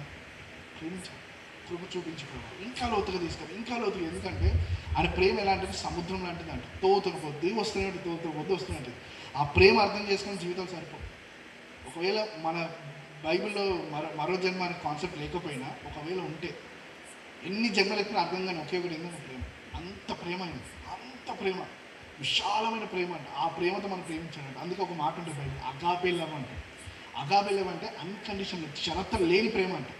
ఇప్పుడు నేను ఒక వ్యక్తి నా భార్యను ప్రేమించాలంటే ఓకే, తను నన్ను తిరిగి ప్రేమిస్తాను. ఒక నన్ను ప్రేమించకుండా తిట్టింది అనుకోండి, మనం ఏం చేస్తాం, కొట్లాడుతాం, డివోర్స్ అనేస్తాం. మనకు ఆ కాన్సెప్ట్ వచ్చింది, చెత్త కాన్సెప్ట్. బట్ స్టిల్ దేవుని ఎన్నిసార్లు తిట్టినా, వదిలేసినా, అలిగినా, నువ్వు లేవు అది ఇది అన్నా దేవుడు అంటాడు, అయినా నువ్వు అంటే నాకు ఇష్టం అంటాడు, అయినా నువ్వు అంటే ఇష్టం అంటాడు. అలాంటి దేవుడు మన దేవుడు గుర్తుపెట్టుకోండి. నేను మతాన్ని ప్రకటించడం కాదు, క్రీస్తు ప్రభుని ప్రకటించడం మాత్రం వచ్చాను. మీరు గుర్తుపెట్టుకోండి. మీరు మతంలో జీవిస్తే దేవుడు ఇప్పుడు అర్థం కాదు. ఎందుకంటే నేను చిన్నప్పటి మతంలోనే పెరిగాను. మతం ఫుల్ నాకు తెలుసు. కానీ మతంలో లేని ఒకటి ఏంటంటే దేవుడు. ఒక మాట ఉంటుంది ఏంటంటే, మతాన్ని పెంచేది మనుషులంట, మనుషుల చిచ్చు పెట్టేది మతమే. ఈరోజు మనం అందరం కొట్టుకొని వస్తుంది ఏంటంటే, నువ్వు ఐదోడు నీకు ఇష్టం. ఒక 10-20 సంవత్సరాల కిందట అందరూ ఏమనేవారు, బాయ్ అనేవారు. ఈరోజు క్రైస్తవుల మీకు వెళ్ళినాం, క్రైస్తవుల మీకు అజయం, క్రైస్తవుల ఈ వ్యతిరేకత రావడం కారణం ఏంటి, మతమే. ఆ మతము క్రైస్తవ మతం అవ్వద్దు నా బాధ. ప్రతి ఒక్కరు అంటారు ఏంటంటే, క్రైస్తవ మతం మతమే కాదు, మార్గం అంటే. కానీ మనం జీవించేది మతమే. మళ్ళీ చెప్పేది ఒకటి, చేసేది ఒకటి. బైబిల్లో మాట ఉంటుంది, నువ్వు ప్రాక్టీస్ బిఫోర్ ప్రీచ్ అంటే. నువ్వు చేసే ముందు మొదట నువ్వు చెయ్యండి. నువ్వు మతంలో జీవించడం మానేసి ప్రభుని ఆరాధించి అప్పుడు నువ్వు చెప్పొచ్చు. కానీ మనం జీవించేది అంతా మాత్రం. అందుకేమో ఈరోజు శుక్రవారమా డబ్బులు ఎవరికి ఇవ్వద్దు, లేదా తీసుకోకూడదు. మంగళవారమా గోళ్ళు కట్ చేసుకోకూడదు, లేకపోతే నైట్ టైం అయిందో గడప మీద కూర్చోద్దు. ఇలా ఇవన్నీ ఎంతమంది పాటిస్తారంటే చాలామంది వెతుకుతారు. మీ ఇంట్లో పెళ్ళిలోనే మొదట చూసేది ఏంటంటే క్యాలెండర్. ఏం క్యాలెండరు, ఏటిది, ఏ నక్షత్రము, లేకపోతే ఏ సూర్యుడు శుక్రుడు ఇవన్నీ అడ్డొస్తున్నాడో ఇవన్నీ చూస్తాం అన్నమాట. చూసి లాస్ట్కి మన పాస్టర్ గారి దగ్గరికి వెళ్తాం. పాస్టర్ గారు మా కూతురు కొడుకు పెళ్లి చేయాలంటే, సరే అమ్మ చేద్దామంటే ఈ డేట్కి చేయాలంటే అది ఏ రోజు వస్తుంది, ఏ బుధవారమో శుక్రవారం వస్తుంది. ఎందుకమ్మా ఆ రోజు పెట్టుకున్నామంటే, మంచి రోజు అంటే పాస్టర్ గారు అంటే. నాకు ఒకటి అనిపిస్తుంది, ఎవరైనా ఈ మధ్యలో పెళ్ళిళ్ళు పెట్టుకున్నారంటే, ఒకటి వాళ్ళు డేట్ లైన్ చూసుకున్న వ్యక్తి, లేదా వాళ్ళ పెళ్ళికి ఎవరు రావద్దని అనుకున్నవాడే ఉండాలి. ఈ రెండిట్లో ఉంటుంది. కానీ ప్రభువుని అంగీకరించిన వాడు ప్రతిరోజు ప్రభుదినం, ప్రతిరోజు దేవుని. అందుకే నాకు ఏదైతే ఇది చేయొద్దంటే అది చేయడం అంటే ఇష్టం. మా ఇంట్లో చేయొద్దంటే అదే చేస్తాను. ఎందుకంటే చేసి చూద్దాం ఏమవుతుంది, మా అంటే పోతాం, అంతకుమించి ఏమి రాదు కదా, చూద్దాం. అలా చేసి అన్నిట్లో నాకు అర్థం ఏమీ లేదని అర్థం. నాకు అనేవారు, నువ్వు గడప మీద కూర్చోద్దు అనేవారు. ఎందుకు కూర్చోద్దు అని నేను కూర్చోద్దురా అంతే అన్నారు. సరే కూర్చుందని కూర్చున్నా, ఏం కాలేదు. అంటే మీకు ఏంటంటే ప్రతిదీ ప్రాక్టికల్గా చెప్తుంది, ప్రతిదీ ప్రాక్టికల్. అలాగే బైబిల్ అంటుంది మీరు రుచి చూసి చూడండి, దేవుడు ఎలా అంటారు రుచి చూడండి, ప్రతిదీ పరిశీలించడానికి బైబిల్ చెప్తుంది.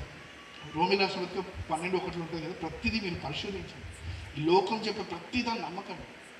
ఒకరోజు చెప్తాడు మీరు ఇది తినండి అద్భుతం చేద్దాం, నేను ఒకటి అడుగుతాను, విశ్వాసంతో జరుగుతాను, కానీ ఇది తింటేనే నాకు అద్భుతం అయితే తప్పు. మీరు ఆయిల్ బాటిల్స్ పాస్టర్ గారు తెచ్చుకోండి, పాస్టర్ గారి దగ్గరికి వచ్చి ప్రార్థన చేసుకొని వాడండి, కానీ ఆయిల్ బాటిల్ కొనుక్కొని నాకు ఏదో అద్భుతం అయితే అస్సలు జరగదు. మళ్ళీ చెప్తున్నాను, ఖర్చీఫ్లో కొనుక్కుంటే అద్భుతాలు జరగదు. నేను మళ్ళీ చెప్తాను, నేనేమంటా అంటే నా దేవుడు చేయడం అనట్లేదు, మీకు అదే విశ్వాసం ఉంటే, నా జోడు ఖర్చీఫ్ లేదు, సారీ అక్కడ ఉన్నట్టుంది, మీ దగ్గర ఉన్న ఖర్చీఫ్ని మీరు ప్రార్థన చేసుకొని వాడుకోండి. నేను అదే చేశాను. ఒకసారి నాకు ఒక సిక్నెస్ వచ్చింది, ఒక రోగం వచ్చినప్పుడు నేను ఏం చేశాను అంటే ఒక ఆయిల్ బాటిల్ తీసుకొని, ప్రభా నేను నీ అందరూ విశ్వాసం ఉంచి నేను అభిషేకిస్తున్నాను, నేను వాడుకుంటున్నాను చెప్పి దాన్ని పెట్టుకొని నేను వాడాను. 3 రోజులు దేవుని స్వస్థపరిచేశాను. నాకు అప్పటి నుంచి నేను బలంగా చెప్తాను, అందరికి ఇదే చెప్తాను, ఆయిల్ వాడడం తప్పు కాదు, ఖర్చీఫ్ వాడడం తప్పు కాదు, ఏది తప్పు కాదు, కానీ అది కొంటే తప్పు. అర్థమవుతుంది మీకు? మీరు ఏది కానీ బిజినెస్గా మార్చేస్తే తప్పు. దేవుడు అన్ని దారాలను ఇచ్చాడండి, ఏది కూడా వెలపెట్టలేదు.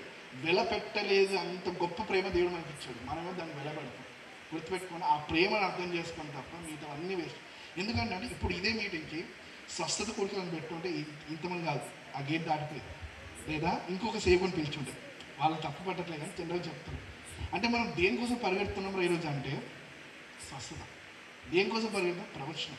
దేనికోసం పరిగెడుతున్నాం అంటే ఆ ప్రార్థన రిక్వెస్ట్ చాలా విచిత్రంగా ఉంటాయండి, మీరు చెప్తే నవ్వుతారు. అలా ఉంటే నాకు వచ్చే ప్రేయర్ రిక్వెస్ట్, ఒకడు డబ్బులు ఇచ్చే ఉంది, డబ్బులు ఇచ్చేలా చేయను, నేనెందుకు ఇస్తాను? మీకు అర్థమవుతుంది? మనం పరిగెత్తాల్సింది మన రక్షణ కోసం పరిగెత్తాలి, కానీ లోకవితమైన విషయాల నుంచి పరిగెత్తి లాస్ట్కి మనం వస్తుందా? ఏమీ రాదు. అంటే సాతాను గాడు ఏం చేస్తున్నాడంటే మనందరం భ్రమలో పెట్టేస్తున్నాడు, ఈ రక్షణని పనికిమాల రక్షణ చేసేస్తున్నాడు. కానీ నా రక్షణ పనికిమాలి కాదు, నా రక్షణ చాలా గొప్పది, నా రక్షణ గొప్పది, మీకు ఇచ్చిన రక్షణ చాలా గొప్పది, దాన్ని కాపాడుకోండి. అదే నేను చెప్పాలనుకుంటున్నాను. తర్వాత ఇంకొక మాట చాలా బలంగా వినబడుతుంది. ఎవరు చెప్తారంటే ఈ ఉద్యమకారులు లేకపోతే కొంతమంది బీసీ ఎస్టీ కొంచెం పోరాడుతూ చూస్తే వాళ్ళు అనే మాట, వాళ్ళంటే పర్లేదు, దట్స్ కంప్లీట్లీ ఫైన్. క్రైస్తవులు కూడా ఒక మాట అంటే ఏంటంటే క్రైస్తవులు క్రిస్టియానిటీకి రావడానికి కారణం ఏంటంటే అంటే ఒకప్పుడు భారతదేశంలో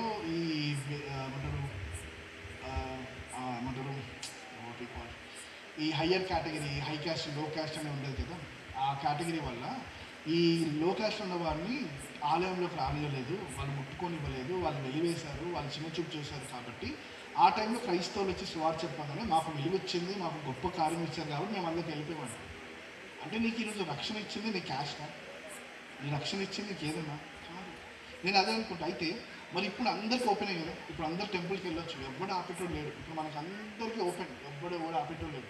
మరి ఇప్పుడున్న క్రైస్తవులు ఏ కారణం చేత ఈ కారణం చేత మతంలో మారామనుకుంటున్నారో వాళ్ళు వాళ్ళకి వెళ్ళిపోవాలి కదా, వెళ్ళిపోతుంది.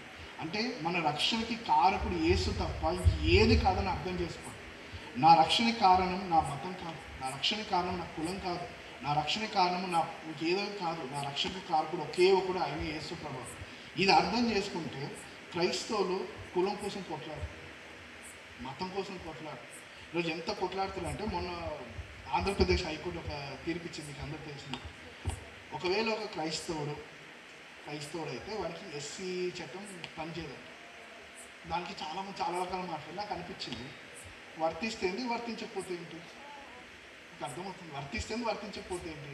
ఇప్పుడు ఈ వర్తించేంత మాత్రం నేను పరలోకం పోకుండా ఉంటున్నా, వర్తిస్తున్నంత మాత్రం పరలోకం పోకుండా ఉంటున్నా అంటే మీకు అర్థమవుతుంది. ఇది మనకు మ్యాటర్ కాదు, మ్యాటర్ కానిది మ్యాటర్గా చూపించేసి అవసరమైనది పక్కన పడేస్తున్నాం.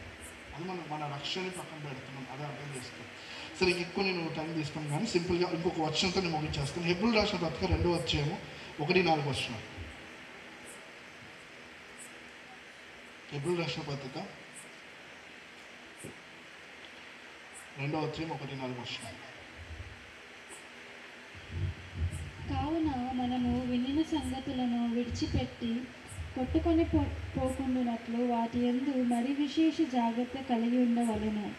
ఎందుకనగా దేవదూతల ద్వారా పలుకబడిన వాక్యము స్థిరపరచబడినందున ప్రతి అతిక్రమము అవిధేయతయు న్యాయమైన ప్రతిఫలము పొంది ఉండగా, ఇంత గొప్ప రక్షణను మనము నిర్లక్ష్యము చేసిన ఎడల ఎలాగూ తప్పించుకుందుము. ఏమంటున్నాడు ఇక్కడ? ఈ వాక్యం స్థిరపరచబడింది. ఇంతకుముందు స్టార్టింగ్లో పాస్టర్ చెప్పి ఈ వాక్యము ఎవరు అనుకుంటే రాయలేదు, దేవుడు అనుకుంటే రాసిన గ్రంథం ఇది. ఈ బైబిల్ నేను ఏమంటా అంటే ప్రేమలేఖ అంట. దేవుడు నాకు ఇచ్చిన ప్రేమలేఖ. ఈ ప్రేమలేఖని ఎన్నిసార్లు చదవచ్చు, తప్పేలేదు. అయితే ఈ వాక్యం ఏంటంటే స్థిరపరచబడిందంట. అంటే భూమి అని గతించును, ఆకాశం గతించును, కానీ గతించలేదు ఒకే ఒకటి ఏంటంట వాక్యం. దేవుడు అంటాడు కదా, అవునా కదా? అంటే ఈ ఫోన్ నేను కొన్నానండి, 1 సంవత్సరం అయింది, అప్పుడే పగిలిపోయింది. ఓకే, ఇంకో సంవత్సరం వాడుతున్నాం అంతే, ఇది పోతుంది, ఇంకో ఫోన్ వస్తుంది. ప్రతి దానికి ఎక్స్పైరీ డేట్ ఉంది, కానీ ఎక్స్పైరీ డేట్ ఏంటి? ఒకే ఒకటి ఏంటంటే బైబిల్. అందుకే బైబిల్ని తీసేయాలి, సువార్తను ఆపేయాలి, బైబిల్ చింపేయాలి, ఎంతోమంది ప్రయత్నించారు పాపం, కానీ ఎవరి వల్ల కాదు. నేను అందుకే అంట సువార్తను ఆపాలి అనుకుంటే మొదలుపెట్టిన ఒక మనిషి అయితే ఆపేయచ్చు, కానీ మొదలుపెట్టింది ఎవరు? దేవుడు. ఎవరైనా ఆపుతాడా?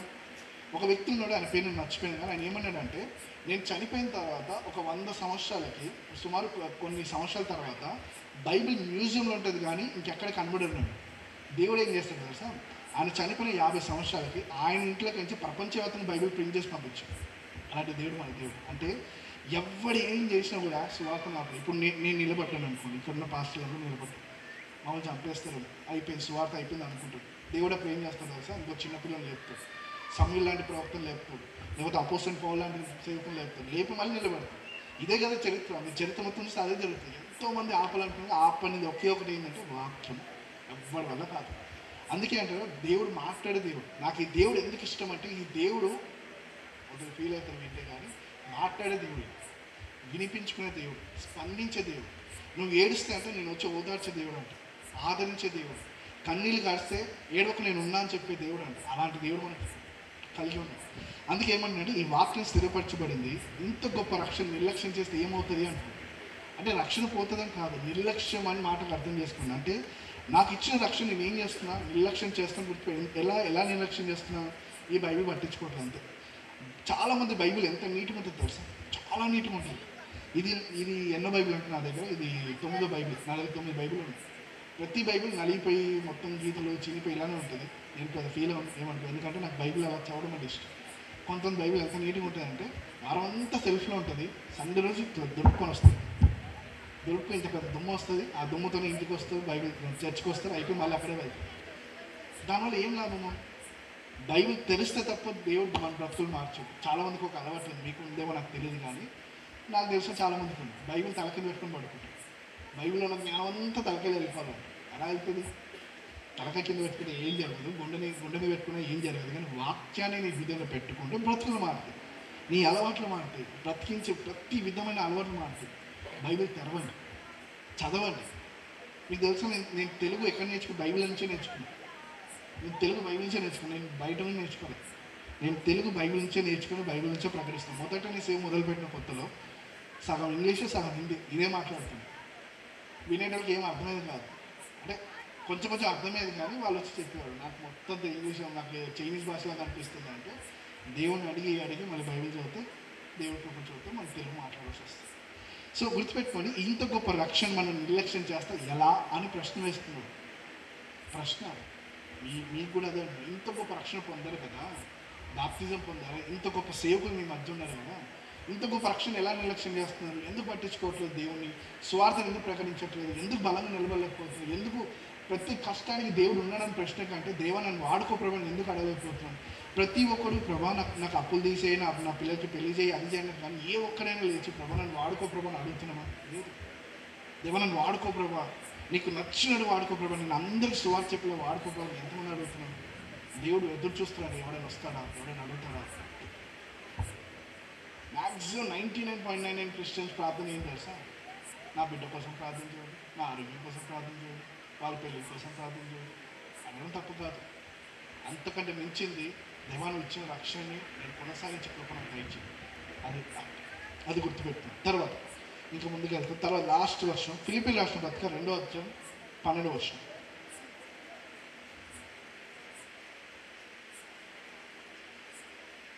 ఫిలిప్పీయుల రాసిన పత్రిక 2వ అధ్యాయం 12వ వచనం.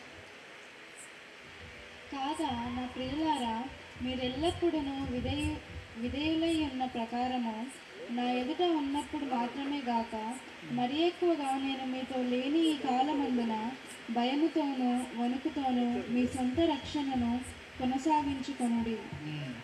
భయముతోనూ వణుకుతోనూ ఎవరి రక్షణ? ఎవరి రక్షణ? నా రక్షణ.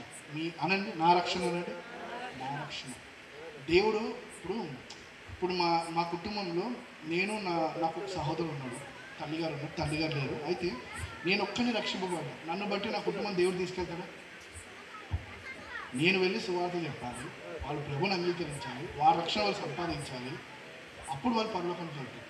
రక్షణ వ్యక్తిగత, కుటుంబం వారిగా కాదు. అందుకేమో సంఘాల్లో కేవలం ఇంటి నుంచి ఒకరే ఒకరు వస్తారు చర్చికి, మిగతా అందరూ ఇంట్లో ఉంటారు. అది కూడా ఎక్కువ స్త్రీలే వస్తారు, అదొక విచిత్రం. స్త్రీలే వస్తారు, పురుషులు ఏమో ఇంట్లో. నువ్వు వెళ్ళి చర్చికి వెళ్ళామా, నేను ఇంట్లో కూర్చుంటావు, నువ్వు వెళ్ళి ప్రార్థన చేసుకో, ప్రభు నన్ను ఆశీర్వదిస్తాడు. కాదు కాదు, రక్షణ వ్యక్తిగతము. ఆ రక్షణ ఎలా కొనసాగించాలో భయముతోనూ వణుకుతోనూ. భయం అంటే అర్థం ఏంటంటే విత్ రెస్పెక్ట్, గౌరవం ఇవ్వాలంటే దానికి. నీ రక్షణకి విలువ ఇవ్వాలి. ఇప్పుడు మీకు అందరికి నేను ఒక బంగారం ఇచ్చాను అనుకోండి, చాలా జాగ్రత్తగా ఇంటికి తీసుకెళ్తాను. ఎవరైనా కొట్టేస్తాడేమో అని జోబులో దాచిపెట్టుకొని, నాలంటాడైతే జోబులో చేయబెట్టి తీయని కూడా తీయడు, ఇంటికి వెళ్ళిన తర్వాత తీయడు. ఎందుకంటే ఎవరైనా కొట్టేస్తానని భయం. ఎందుకంటే దానికి విలువ నాకు నేను ఇచ్చాను. దానికి రక్షణకి నువ్వు విలువ ఇవ్వు, దేవునికి విలువ ఇస్తాడు. నువ్వు రక్షణకి విలువ ఇచ్చి నిలబడు, దేవుడు నిన్ను ఎక్కడికో తీసుకెళ్ళి ఆయన నామని ప్రకటించేలా చేస్తాడు. గుర్తుపెట్టుకోండి, ఎక్కడో హైదరాబాద్లో ఉన్న నేను, చచ్చిపోవాలనుకున్న నేను 2008, 2007 ఆ టైంలో 2025 నీ మధ్యలో నిలబడి ఏసే దేవుడని నేను ఒప్పుకున్నా అంటే ఇన్ని సంవత్సరాలు దేవుడిని ఎలా నడిపించాడు? నేను విలువిచ్చాను, నా దేవుడికి విలువిచ్చాను, నా రక్షణకి విలువిచ్చాను. మీరు విలువివ్వండి, దేవుడు నుండి అనేక విషయాల్లో ఆశీర్దిస్తాడు. సో నేను ముగించేస్తాను, ప్రార్థన చేసి ముగించేస్తాను. దయచేసి అంత తలవంచినట్లయితే మీ రక్షణ గురించి ఇచ్చిన రక్షణ బట్టి దేవుడికి కృతజ్ఞతాస్తుతులు చెల్లిస్తూ ఆ రక్షణని ప్రభు వాడుకొని మీకు అనేకమైన ఫలాలు, అనేకమైన దాని నుంచి వచ్చే రిజల్ట్స్ దేవుడు కనబడదు కాదు. ప్రభా మీకు స్తోత్రం తండ్రి. తండ్రి ఈ ప్రాంతాన్ని నడిపించిన విధానం బట్టి ప్రభా మీకే స్తోత్రం తండ్రి. ప్రభా మరి ఈ సమయం వరకు ప్రభా మరి వాక్యం చెప్పడానికి ప్రభా మరి ఇచ్చిన సమయం బట్టి ప్రభా వారికి ఇచ్చిన సహనాన్ని బట్టి ప్రభా మీకే స్తోత్రం ప్రభా. మరి ముఖ్యంగా ప్రభా మరి మీరు ఇచ్చిన వాక్యం బట్టి ప్రభా మీకే స్తోత్రం తండ్రి.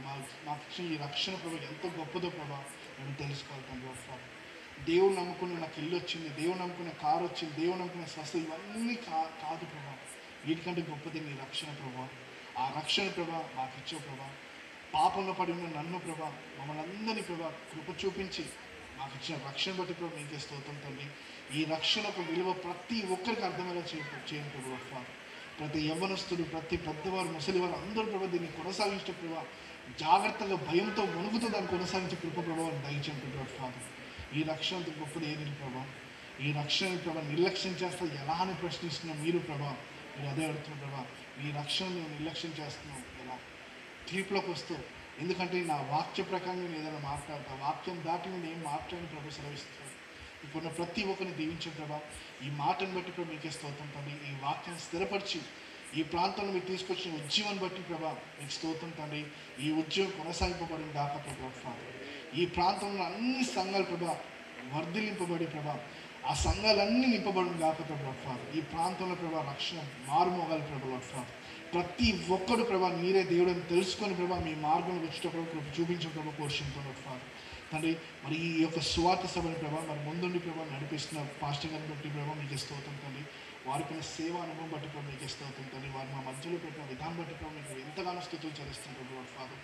వారికి జ్ఞానం కానీ ప్రభా వారికి అనుభవాలు బట్టి ప్రభా మీకే స్తోత్రం ఫాదర్ తండ్రి. ఈ ప్రాంతం అంతటి ప్రభా మీ యొక్క రక్షణ నడిపిస్తున్న విధానం బట్టి ప్రభా మీకే స్తోత్రం చెల్లిస్తుంటారు ఫాదర్ తండ్రి. మరి మీరు ఇచ్చిన ఈ ప్రస్తవేదం బట్టి ప్రభా రణం బట్టి ప్రభా మీకు స్తోత్రం చెల్లిస్తుంటారు ఫాదర్.